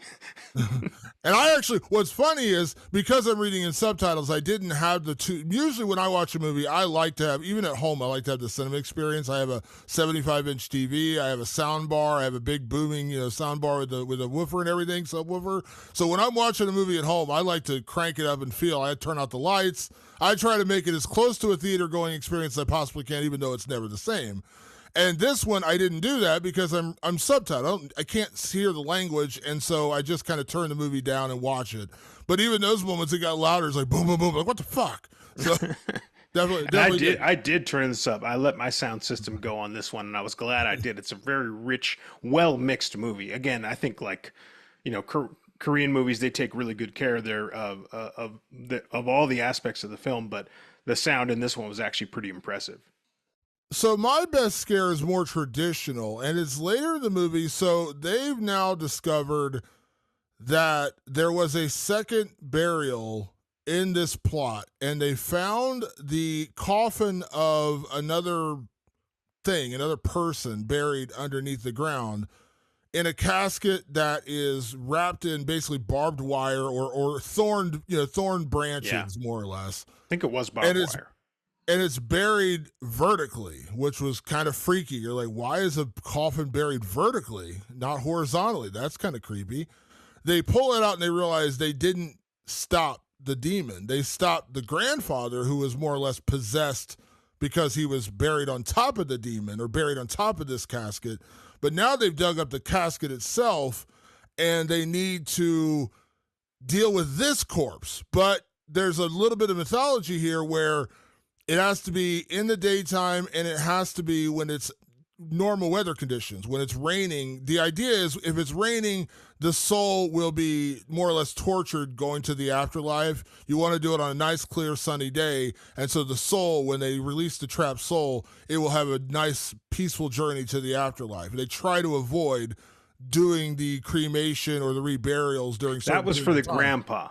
But they also mentioned it when they dug up the body, it was late at night and they stored it. They basically were going back, and the geomancer said, we're going to stop. There's this like monastery right outside this mountain. We're going to stay here for the night because we don't want to travel back with this creature, and we just needed to stay here for the night. So they put it in the barn. They surround it by salts or whatever, and horse's blood, all the ritual things to try to keep this thing intact and in its coffin until they can deal with it in the morning, until they can travel back and deal with it properly with a proper burial / cremation. While they're there, the thing escapes. It bursts out of the coffin and actually explodes up to the roof, so it escapes the little circle of salt or whatever it is, the thing they put around to possess it. So it escapes, and it's Bong Gil who finds out, and he's like, oh shit, this thing got out. It kills the monk, it kills his helper, it kills all their pigs. It's just going on a fucking slaughtering fest.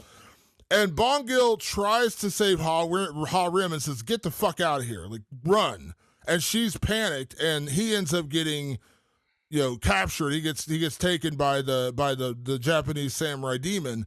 And so she's in the barn, and the samurai demon comes outside the door, and he's talking to her, and it's just this slit of a barn door open, and you see, I have to imagine, 8 feet tall, how big this demon is, but it's in traditional samurai garb, and it's talking to her, and it's saying, are you human, or are you a servant, more or less? Like, are you one of my servants in the afterlife? And she tries to fool it by saying, I'm not human. And he says, did you bring me sweet fish? And, basically, I'm hungry. Did you bring me food? And she's bowing her head down to pretend she's serving this samurai demon and speaking to it in Japanese. And it's so fucking terrifying because I know enough about Korean horror and cinema to know that no one is fucking safe.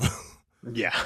No one is safe in these movies. There's been plenty of Korean horror films where I'm like, holy shit, they killed him? They killed her? Oh my God. So Hwa Rim was our lead character, but we're getting towards the tail end of the movie at this point. So I'm thinking she might be dead. Like, she may not make it out of here. And when that samurai demon comes in the room and more or less says you're lying, you are a human, in my head, well, again, not traditional scary in the sense of like jump scare, but I'm sitting there thinking, fuck, this girl is done. Like, this thing is going to kill her because it just beheaded somebody 5 minutes earlier and it just killed like 4 people and pigs and shit. I thought she was done for. So she didn't die, clearly. She made it to the end of the movie. But in that moment, I was panicking. I was like, well, she's fucked. Well, also, it was one of those things where it was like the build up to what it could possibly be when they discover the coffin and all this stuff, and it's all wrapped in barbed wire, and it's like, oh, they're trying to keep something in there. You're like, what could it be? What? And the coffin's extra big and all this shit. And when it first appears, and it appears physically, it's not this ghost; it's a physical thing. And it's giant. It's over 8 feet tall. It's much taller than the door. It's like stooping down to look in there. It's just fucking dreadful. You're like, what the fuck is this? And you already saw what it did. It ripped a guy's neck out. Like it's incredibly vicious, and she has to pretend. That was the creepy thing, and it's something that isn't done often, I think, in Western movies, is this demon is like talking to her, like genuinely inquisitive. And one of the details his eyes are completely carved out. He doesn't have, they're just bloody holes where his eyes should be. So he can't see her, but he can smell her and he can feel her presence. So when he's asking her, it's weird to see a demon like just asking questions. And you're like, I better get this shit right, because he definitely fucks shit up. Like no one's questioning that part of it. If I get this answer wrong, he's going to rip me to shreds. You know what I mean? You get this sense, and when he stomps around, you can hear the ground kind of shake a little bit, and it was a really cool way to portray a demon. I hadn't quite seen it like that before. And it raises the tension because he's like almost in a way like he's not taunting her, he's asking her questions. But you're thinking in that moment, you better get this right. Like if he asks her 2 + 2, you better fucking say 4. You're screwed. Let's move on to our next category, which is best gore. This isn't the goriest movie in the world, but there definitely is gore in this movie. It's kind of hard to describe because again, this is a lot of cross pollination of genres. But Patrick, what did you have for best gore in Exhuma? Yeah, this is one of those movies where it's like, if I was going to describe why it's rated R, I would say violence and intense imagery. Like, intense imagery is a better way to describe like what you see a lot in this movie. And I just described this 8-foot tall demon with its eyes carved out. That's pretty intense imagery. But early on, what I picked is this scene where the grandfather's restless spirit is going around trying to kill all of his relatives. And one relative, he comes in, and it's a really cool effect. Like, you can only see him in like reflections of windows and stuff like that. That's the only time the grandfather's around. And one of the relatives is standing in front of the window, and you see the grandfather in the reflection reach over, and then they cut to what is basically inside. I can't remember which relative it was. I'm not 100% sure on that. I think I want to say it was his brother, because it was I think uncle, it was the brother. the great uncle of. That's right. Yeah, it was. He was in a wheelchair. He was very old. So yeah, he was the uncle. That's right. And then they cut to the inside of this man's beating heart, and this like demon hand reaching in and squeezing the heart and crushing it. And I was like, God damn, that's pretty fucking cool. I don't see that every day. Yeah, that's hardcore. It was, again, because this movie is really, you said 3 parts, but I mean, let's just, at the basis level, it's 2 stories. One ends and then the other one picks up. Some of the most horrific shit that happens is with the grandfather demon. That's some pretty crazy because Yeah. he kills his brother, he kills his son, or he kills his grandson. Then he goes for his great grandson, who's literally like 2 weeks old. It's fucked up. Yeah, it's super fucked up because I mean that grandfather is basically a tortured soul. You know, Yeah. he sold his soul for money, and so now he's basically this like uh, tortured spirit, and he's going to go around torturing anyone in his family. So you got to stop that cycle. That's basically the first story in this movie.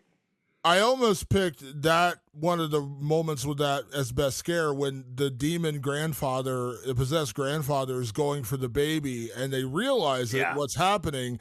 And so back in Korea, they've got the exhumed body and they've stored it for the night because it was raining and they don't want to cremate it until the morning when the rain has stopped because they want to give him a peaceful transition into the afterlife. When they realize that the spirit has traveled to America and is now going after the baby, there's a great, I can't remember the exact line was, and I have to watch the movie again, but he basically is just like, well, fuck it, I guess he's not going to get a peaceful transition in the afterlife, burn this guy up.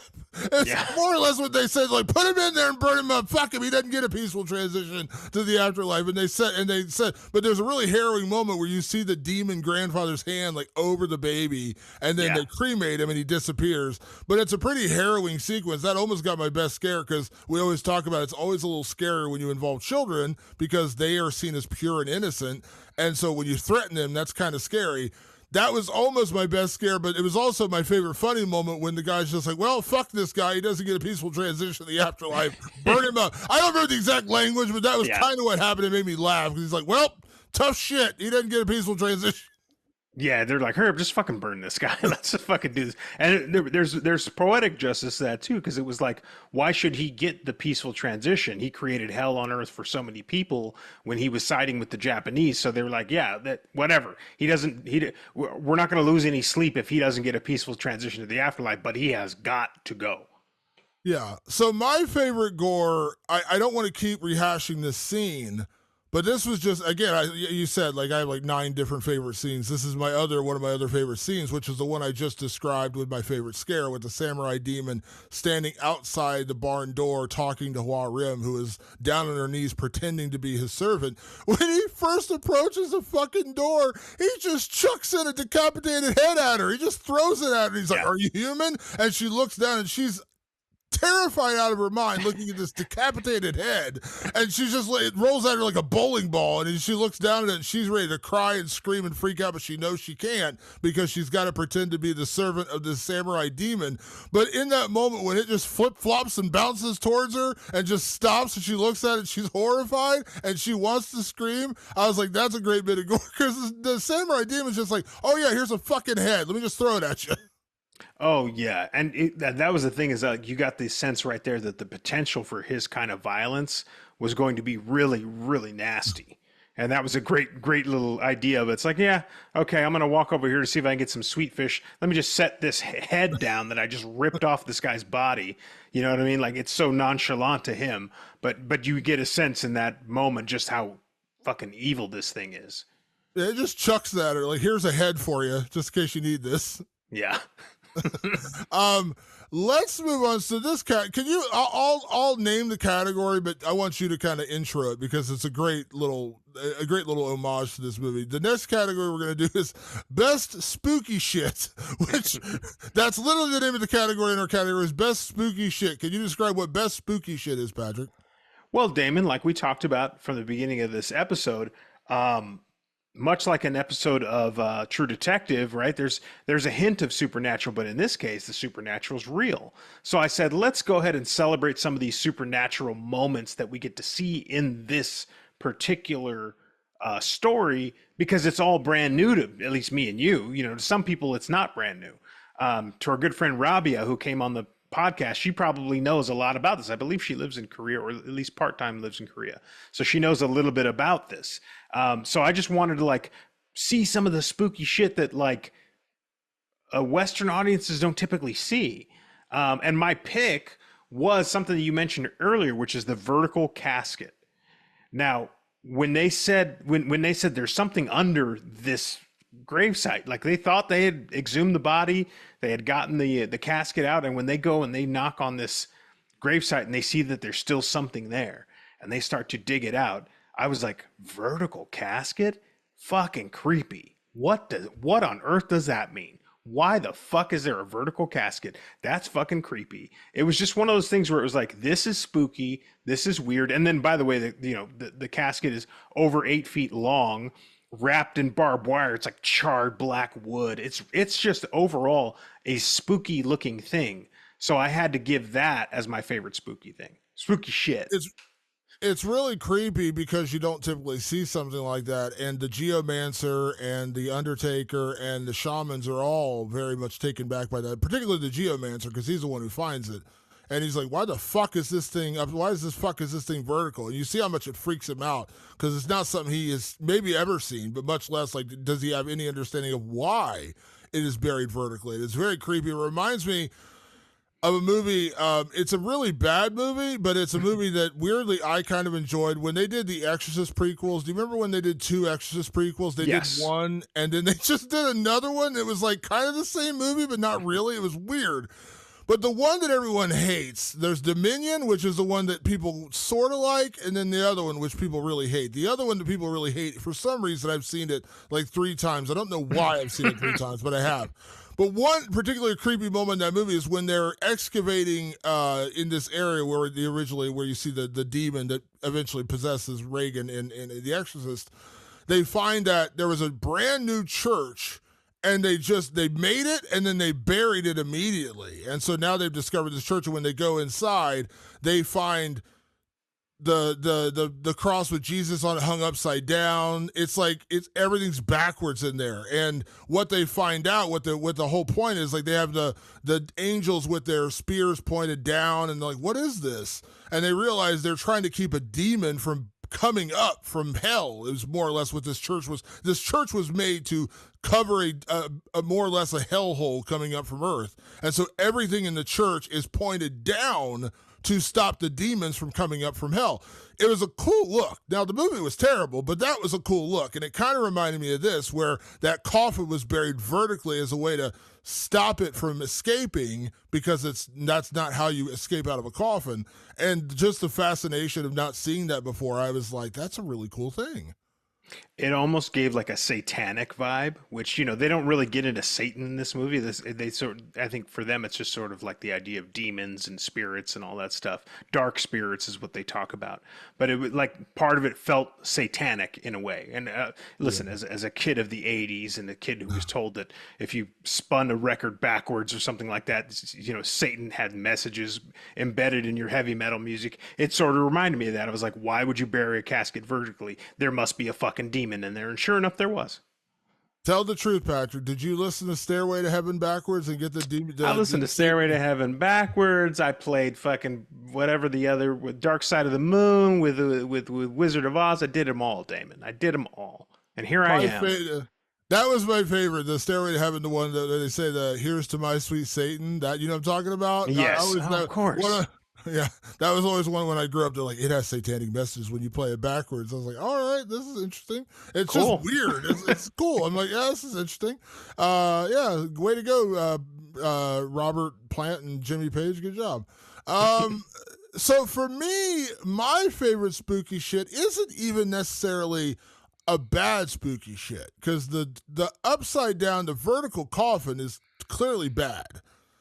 My favorite spooky shit is when they are exhuming the grandfather from the grave, and they realize that something's really off about this whole situation. He was a prominent businessman. He had supposedly paid someone for this special burial, and now he's on this dog shit mountain overlooking North Korea, no sun. It's just a bad spot. The geomancer's like, why the fuck did he get buried here of all places? And so they realize they have to go through a special ritual. And so Ha-Rim is the one who suggests, if we do these 2 things combined, we can exhume him out and do it safely to where, he won't escape. We'll keep the demon possessed until we can dispose of him in cremation. I don't want to fuck up the mythology. I didn't totally understand it, but more or less Ha-Rim, normally what they do is they chant, the geomancer extracts the grave and they move it to a new location. It's a fairly, by standards, a fairly basic premise.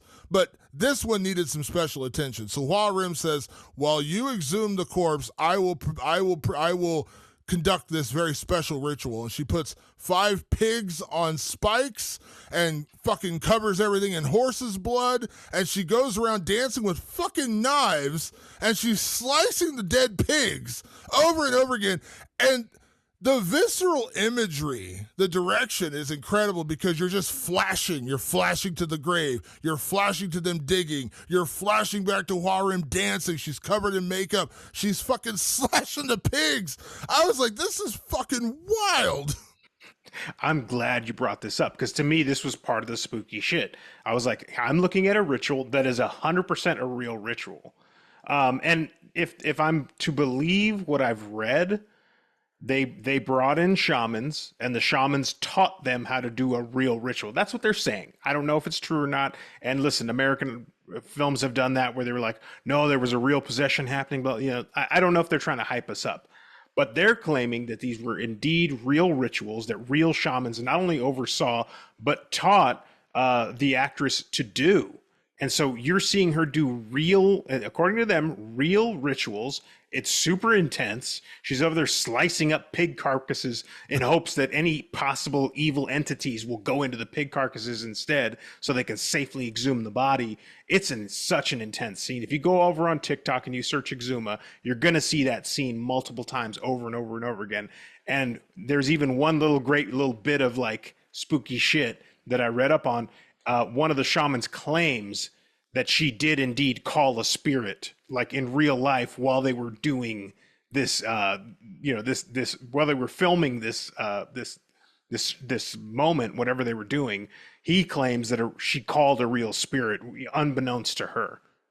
Yeah, the ritual is wild. I mean, just watching her slice up the pigs and dancing and chanting. I was blown away, and the imagery, and again, credit to the director and the cinematographer for the way it was shot and the way it ended up being edited together. But it's just wild, and just watching her dance with those knives and she is carving up these fucking pigs. It's just why it's just my eyes were wide open. Yeah. I was watching with my mouth and my jaw on the floor like this. I was like, oh my God, what is going on here? So, can they do this for my death? Like this shit looks fucking cool. Yeah, I don't even believe in possession, but can you do this shit for me? Like this is cool. This looks fucking awesome. I do want to give like a honorable mention to some spooky shit that I really loved, and that was how that Japanese demon would move around. Like when they would put him in danger, he would turn into a ball of fire and just like erupt into the sky and fly away. Fantastic work, whatever CG work and lighting. I know that they probably did a little bit of practical lighting and a little bit of CG all combined together to really create this really insane looking ball of fire that would go up into the sky and move around, and it looked like something completely otherworldly. I just love how they executed that. So I read an interview with the director. Actually, it's funny you mentioned that. He was talking about the production here, and he said that the vast majority of the effects in this movie are practical effects. He tried to shy away from using any CGI. Now, there are, again, with the fireball element, there's some of that in there, but he actually said he went out of his way to try to use nothing but practical effects as much as he possibly could. There are some CG moments, but he said he didn't want to use digital effects if he could avoid it. And so, like the samurai, while it's camera tricks to see a fucking 8-foot tall samurai demon, that's all practical effects. There's no CG in there. So when you're seeing the carved out eyes and shit, that's all practical effects. There's no CG in those scenes. The fireball, which is really cool, by the way, that I imagine has some of those digital effects in there, but I don't even know the full extent of that. I mean, with green screens and editing out wires and shit, you can do a lot of stuff with that. So I don't know how much of it is CG, but he said specifically he didn't want to use a lot of CG in this movie, so he avoided it as much as he possibly could, which this film looks really, really good. And you and I both know, you and I are just massive fans of practical effects. If we ever become famous enough to make a movie, I only ever want to use practical effects if possible. So the fact that he specifically went out of his way to only do that as much as he could says a lot about this filmmaker. Oh yeah, no, it's a really killer effect. And I was like, oh, if Damon doesn't mention this, I got to mention it. No, it's a great scene. You're absolutely right. I'm glad you mentioned. There's a lot in here. When you did spooky shit, I was like, which one am I going to pick? Because there's like Yeah. 4 or 5 scenes I could pick with the spooky shit. I thought, here we go. I'm just going to keep going. The reflection of the grandpa, the only way you could see the reflection, that was fucking creepy. That was some spooky shit I had not really seen. I mean, to a certain extent, you see certain little things like that, the ghosts in some horror films, but you could only see him in a reflection, and you could never see him. You only saw like the image, the outlying image of the demon grandfather, which I thought was pretty cool as well. Yeah, it's pretty creepy. I like that. So let's move on to our next category, which I love this one. It took me a while to kind of narrow down a couple films I wanted to mention here. Best haunted history movies. Now, this film really dives deep, as we mentioned earlier, into the history of the annexation and the what's the word I'm looking for? The Occupation. Occupation. Thank you. Occupation of Japan in Korea, particularly in the years leading up to World War II, from 1911, I think it was, to 1945, and then there was also an occupation hundreds of years earlier, which is where the samurai demon comes from. But this particular one with the grandfather was from 1911 to 1945. We talked about the history of that. So this is very much embedded with the history of that period of time in Korean history. So there is an element of that. So when you say horror movies with history, there's a lot of great examples of that. So Patrick, do you have a favorite? Do you have a couple favorites? What are the best haunted history movies? Some of my favorites I'll add in are the Ravenous, which I don't. Have you seen Ravenous? I have not seen Ravenous. It did pop up a lot when I was looking this up last night to see if I missed anything. I've never seen Ravenous. Ravenous was like kind of a deep cut. Like I remember seeing it at my girlfriend's house, like on a movie night with like her and her parents. We watched Ravenous, and it's basically a story about American history of going west and trying to trying to settle the land. But there was this overarching cannibalistic theme in it, and I think it had a lot to do with like what is Western religion invading the Americas and invading indigenous religions and all that stuff. So it's a really interesting, kind of gory, kind of creepy movie that's very like high level, very high made. Reminds me actually a lot of Exhuma in that level. Like this is something that kind of could have played amongst Academy people. The subject matter probably turned a lot of people off, but it's one of those movies that I absolutely love, and it does have tons of historical reference in it. Another one I love is Overlord with Wyatt Russell, which had to do with like the Nazis like creating undead soldiers, which is something that I guess historically they were trying to do. And another one that I absolutely love is Pan's Labyrinth, Guillermo del Toro's movie that has a lot to do with Spain and its release from fascism. So there's a lot of historical elements in that are woven into the mythology that Guillermo del Toro created that kind of run parallel to what Spain actually went through when they were trying to defeat fascism. So I had 3 movies in particular. The first one I'm mentioning, I'm shocked was not on your list. I am downright shocked was not on your list. One of my favorites is a little movie called Prey. Oh yeah, Prey's cool. I The mean, Predator. it's another history fantasy, but yes. Yes, it takes place, again, Native Americans basically battling a predator, which is fucking cool. It's a great movie. Really so good. that's one Really good. that's one I picked. Another one I picked is a movie I actually just saw this year, and you'll probably hear me mention it. We always do a category during our best of year end best of episode where we talk about movies that we discovered during the year that didn't come out that year. And I'm telling you this ahead of time, this is almost certainly going to be on my list at the end of 2024. There's a movie called The Apostle, starring Dan Stevens. Right? Yeah. It's on Netflix if you get a chance. It's about a brother who goes to this mysterious island where a cult has kidnapped his sister, and he's trying to go there to get her back. And it takes place in the very late 1800s, early 1900s. It's incredible. Really, really good movie. It's fucked up on 8 levels, and it's wild. It's got Michael Sheen in it. It's a really well-acted movie, a really well-done movie. I had never seen it, but it takes place very early 1900s. It's more period piece than historical, but again, when you see it and you see the time and the cult, it's fucking wild. And then my third pick is a movie I know you don't like. I went on the opposite end of Prey. One of my favorites, which I know is a film you don't like, but I absolutely adore, is a movie called Bone Tomahawk. Oh yeah. That is a Western that is also about cannibalistic natives. I don't even really know what you call them. They're fucking just evil, like monstrous creatures who kidnap people out of a town. And these people, led by Kurt Russell, go to rescue them. And there's so much gore in this movie and so many wild, fucked up things that happen. Now, I have to admit, I'm a fan of Westerns in general. Yeah, I same. grew up. My dad loved Westerns, so I grew up watching a lot of Clint Eastwood movies. Tombstone's one of my favorite movies. Unforgiven is incredible. But this movie is a Western that also happens to be a horror film, and it's fucking wild. You've never seen Bone Tomahawk. I love it. I know you don't like it, but I love Bone Tomahawk. Yeah, I don't want to get into why I don't like Bone Tomahawk here. We'll just have to do an episode on Bone Tomahawk because it's one of those movies where I'm like, I don't get it. Like, I'll just leave it. I'll leave it at that. But you definitely went with more, I would say, history fantasy.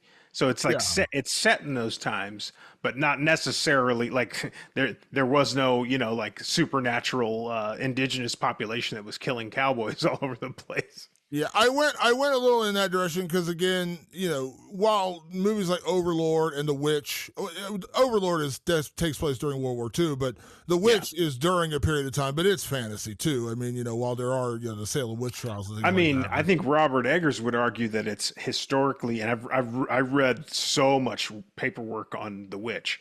He's like, this is as historically accurate as I could give you a depiction of what took place during that time. I mean, I think he combed over tons and tons of diaries and historical accounts and as best he can. And I believe even the witches of Salem themselves, like the Society of Witches, claim it to be like their movie. They're like, this movie is so accurate to what actually happened during that time. That The Witch might be the most accurate of all these movies, truth be told. But what I'm saying is it's a story told. It's not a World War II movie, and like we know this happened with Nazis.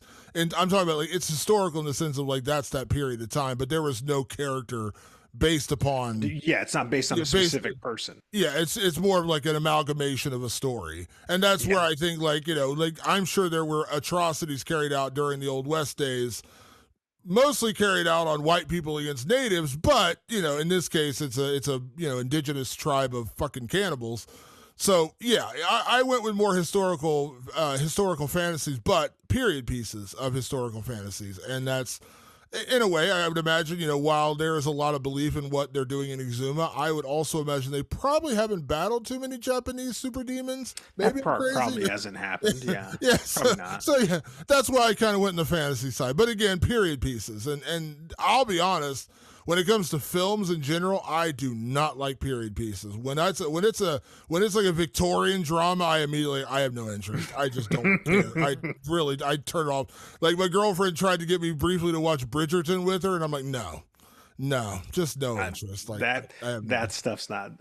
If it's period and all it's about is romance, I'm good. Like I don't. If it's a period piece that has a plot or some blood or something, like I'll watch it. But leave the period romance to other people. Although I fucking love Portrait of a Lady on Fire, and that is a period romance, 100%. But it's just a fucking badass movie. Like the way it's made, that's such a weird movie to just be like a romantic period piece, but the way it's shot like a fucking like epic art film. It's so fucking cool. I digress. So I am not a period piece fan in general, so I have to kind of go outside the box. I will say this though, Damon, I really wish Prey was true. I really wish aliens came to the 1800s plains and got fucked up by a bunch of Comanches. I would love for that to be completely true. Now, I will say my favorite historical fantasy is Inglourious Bastards. That's the one I wish was true. That's the one I wish. I like that movie. That's my favorite Quentin Tarantino movie. You know that. I do wish the Bear Jew had burst into a theater and fucking shot Hitler and taken the great scene where he just keeps shooting Hitler in the fucking face. Like I'm like, get the eye off. That's one I do wish was real. Yeah, so there, we can go all over the map with that. Next category, Patrick. Now, I want to preface again. I'm not prefacing this so it changes our answer. I'm just prefacing this because I actually did get an answer from the filmmaker. Our next category is remake, sequel, or leave it alone.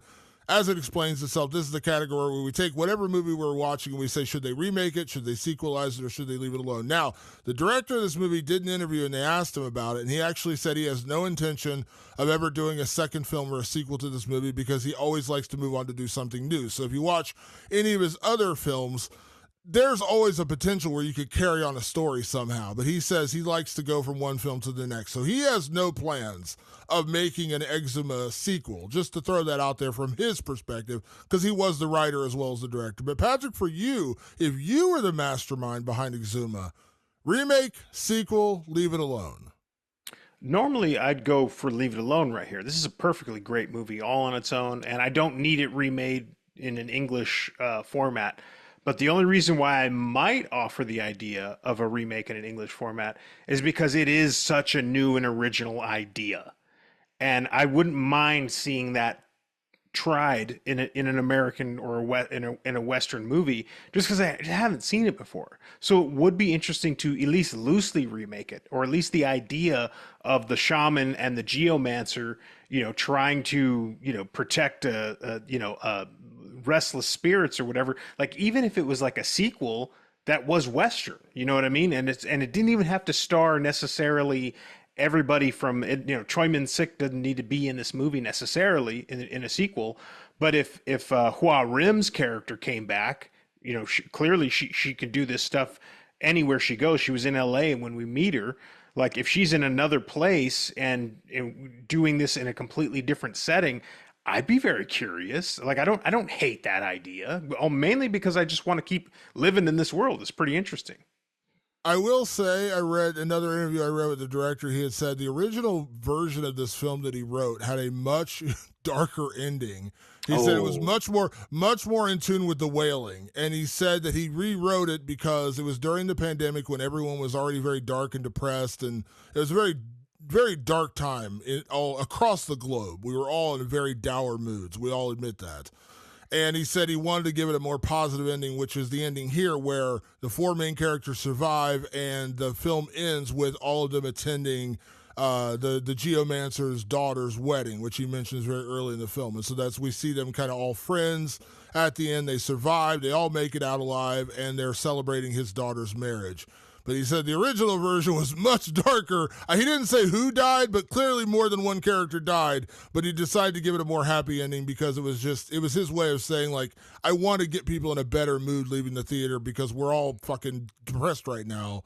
Let's leave the theater on a high note. So I appreciate that. That being said, while he doesn't necessarily want it, I want a sequel. I think this is tuned up perfectly for a sequel. The mythology is so fascinating in this movie, and it's not just because it's all new to me with the whole, the occupation of Japan and Korea, the exhumations, the geomancers, the shamans. These are all things I was totally unfamiliar with, and it's fascinating to me. And I've spent the past 2 days since watching the film just reading shit online to better understand this film. So while I did appreciate that, I guarantee you they could take another idea like this with shamans and geomancers and all those characters and put them in another situation. Like I mentioned, just like with X-Files. I mean, yes, the X-Files was mostly based around aliens, but they had all kinds of other crazy shit in that show that Mulder and Scully investigated. You could have these folks doing all kinds of shit, and you could even, as you mentioned, have a movie focused around Hua Rim and Bong Gil, and then maybe late in the movie they have to call on our geomancer to come back or something like that, very like call back in the last like third of the movie. He returns to help them solve some problem because maybe it's not an exhumation because shamans do other things besides burials. So maybe that's the film. But I would love a sequel. This was such a fascinating movie and so well made. Even though the director says I'm not doing it, I'm saying I like the idea. I'm just throwing this on you real quick. Let's pretend like we're gonna have an American sequel, but it's still gonna star the character of Hua Rim and Bong Gil. Like, they're gonna come to America and do something like this. Who would your director be? Because you gotta have a director that's on that level. You gotta have somebody who can direct at that level. I got one name in mind. I got a very controversial choice, and I guarantee you, like half the audience is gonna be like, "That's a good idea." The other half's gonna be like, "Fuck you, Damon." My choice, and he doesn't have a great track record adapting mythology from other countries. Let me just be clear about that. But my choice would be M. Night Shyamalan. Oh, that's interesting. I think I think I that's think he could actually do a really good pick. because the twist in this movie sets up very much like what M. Night Shyamalan. I say he's not got a great history because he made The Last Airbender, which was just absolute utter dog shit. I would But never even bother with that. let's take that off the resume and think about his other movies where he's made these kind of creepy stories that always have a twist. That's his stock and trade, his twist movies. This was very much that. We didn't see the second half of this movie coming when the grandfather got stopped. They spiraled out into a whole other movie in this one. So I think M. Night Shyamalan could do something with this. So I wouldn't mind seeing an M. Night Shyamalan version of Exhuma. That's a great pick, actually. I like that. Or Ishana, like Ishana's actually a pretty good director herself, so maybe she wants to give this one a go. But here's somebody I would put out there because I mentioned True Detective earlier. I would like to see Issa Lopez do a sequel. Issa Lopez is just an incredible director. She directed True Detective Night Country and she directed Tigers Are Not Afraid, which to me is one of the best movies of the last 20 years, like period. It's just an incredible, incredible film. She's a very good director. And I feel like she can play in this sandbox really, really well because she likes to put a little touch of magic in her stuff. So it's like very grounded, like plot wise, like things that have to get done that make total sense, but then adding in that little touch of magic. I think Issa's got like all the tools in her tool belt to make something cool like this. You mentioned True Detective. While I had issues with Night Country, go back and listen to our review and see my issues with that show. Throwing out True Detective, I would also say Cary Fukunaga, who did the Yeah, entire he'd be first great. season. The way he shot that show, all 8 episodes, is fucking incredible. And like, give him that with a real well done script. I think he could kill it as well. He was originally going to direct It before Andy Muschietti took over. He was the original director of the It remake, and then he dropped off the project, and Andy Muschietti He's stepped a in. really good director. Fukunaga's Yeah, very good.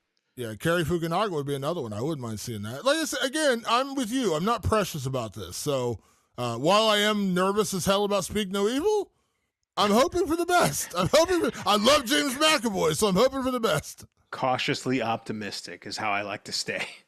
Yeah, all I can say is while the trailers, whatever, I'm not going to comment on that again. James McAvoy's fucking great. So Yeah, if anyone could pull it off, it's that guy. that's true. Yeah, I think he's rather harrowing in that trailer. Yeah. Next category, Patrick. Can we survive this horror film? Let me ask you another question with this one, just to go along with it. So we always put ourselves in a position of how we would survive. Now, this movie mostly takes place between the Park family, which are more or less fucked up until the baby gets saved, our team of heroes, so to speak, and then the random monk and his helper who get just absolutely fucking throttled by They the didn't do Japanese well. samurai demon. So we got our four main characters. Put yourself, of those four main characters, are you a shaman, are you a geomancer, or are you the Undertaker? Which one are you? I think I'm a geomancer, honestly, because I like it's weird to say that, but like because I'm not particularly spiritual, and I think the shaman the shaman character Hua Rim, I think she is spiritual and she understands spirituality really really well. What the geomancer understands and that I really relate to is aesthetic. And for him, it's just like the vibes are off here, bro. Like that's basically what his job is. And like I legitimately like I feel very comfortable. And I told you that anecdote earlier where a Hong Kong local was like, "You should be a feng shui like artist here in Hong Kong. Like you would make like they said like something like $300,000 a year being a feng shui artist." I was like, sounds like a good idea actually. But if my job was to go around with families and determine whether burial plots were good or not, I feel like just on instinct alone, I would probably do pretty well. For me personally, I think I would be a shaman, very much like Hua Rim or Bong Gil. For one, Bong Gil's covered in tattoos. I'm very much covered in tattoos, so I That's got true. that part down. But also, while I'm not spiritual, the one thing that I have as a one up on a lot of spiritual people is I have read every religious text out there. I've read the Bible many times. I've read the Quran. I've read a lot of different spiritual texts out there. It does fascinate me. Just because I'm an atheist doesn't mean I can't study it and understand it. So I think in that regard, if it was real and I was actually involved in that, I think I could be a shaman. I think I could actually carry out these ceremonies and these rituals. And I think I'd be pretty good at it because I have a pretty good understanding of the different spiritualities. And that was fascinating. Again, that spirit, that ceremony, that ritual that Huarim carries out with the pigs and everything, I was like, this is fucking wild. But I could see me doing some shit like that. I can't dance, but I could slice up some pigs. Oh, you're gonna have to dance now, Damon. You are gonna have to dance now. Forget it.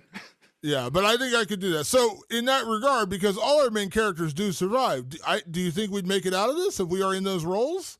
Yeah, I think so. I do think so because it's like we'd be all in. I think, and it's harrowing. I think all these characters are their lives are threatened completely, and they get right to the edge. But they're confident in their skills, and that's what gets them out of this. So yeah, I do think we make it. And to be fair, I think I'd be Bong Gil, so I would like try to save Walrim, and then I'd get my fucking ass kicked by the demon. He almost doesn't make it. I think I'd be more him than Walrim. She's smarter than him, and I'm not that smart, so I'll leave it to be Bong Gil. I'm the apprentice. He does make it. He gets out, so he does survive, but he gets fucked up a little bit along the way. I feel like I'm the guy who would probably get fucked up a little bit along the way. So. Well, I'm definitely Kim Sang-diok, the geomancer, because at one point the demon tries to rip his liver out, and I was like, yeah, that's fatherhood in a nutshell right there. So I could definitely do that. Yeah, he literally reaches in and says, "Where's your liver?" I'm like, "Oh, geez, he's really gonna rip this guy's fucking liver out." This guy's got weird taste, man. Yeah, sweet fish and liver, baby. Last category, Patrick, is it scary? We said this movie does cross a lot of different boundaries. So for you personally, is this film scary? It is scary because I think the dread factor is very high in this movie. I think even in moments that don't necessarily scream horror, something feels off. There's like dread. It's exactly what dread is. It's just there's this terrible feeling at the back of your neck that something is wrong, and that is the skill of the directing and the writing and the acting to really make this something that is very, very, very dreadful. Two words that are interchangeable a lot. You say dread because that's really a test of horror for you, and I would say very similar to that is tension. The tension-filled moments, and I think this film is just filled to the brim with tension. I mentioned when the grandfather's about to kill the baby, and they're racing to cremate the corpse. Very harrowing few minutes there, very tension-filled moments. So yeah, it absolutely is scary in that regard. Is it traditionally scary? You're going to be sitting on the edge of your seat with the lights out, and I got to turn the lights on. I can't sleep that night. Maybe not that. But that is not what this film's going for. That's not the aesthetic of this film. I mean, but it does have some it has some like ghost elements. Yeah. The grandpa is very much a ghost, and that demon is pretty nasty.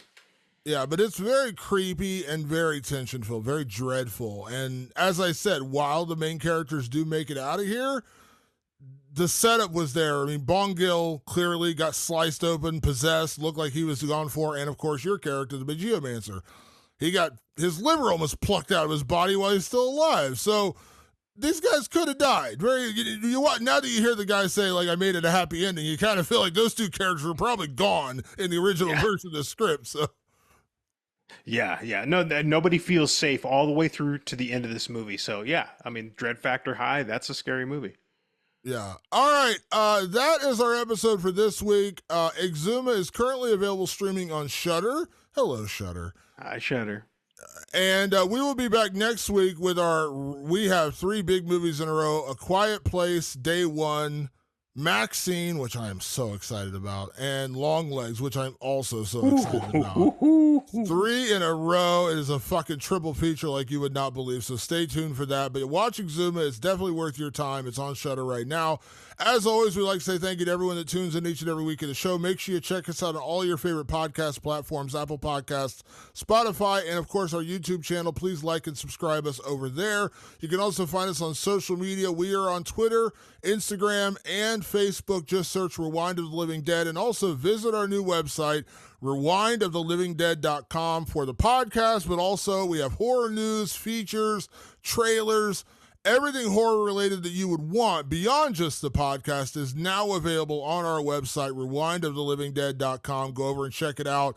We are updating it daily, so please check that out and go visit the site when you can and get your horror news over there. If you got questions, comments, movies you'd like us to review, send us a message on social media. We get a lot of messages on Instagram. We really appreciate that, but obviously you can also hit us up on Twitter/X and or Facebook as well. And you can also find us on our own personal social media channels. I am at Damon Martin, and you are? At Director Patrick. And a big thank you, as always, for everyone that tunes into the show each and every week. We'll be back next week with another edition of Rewind of the Living Dead. Thanks for tuning in, and we will see you then. Peace.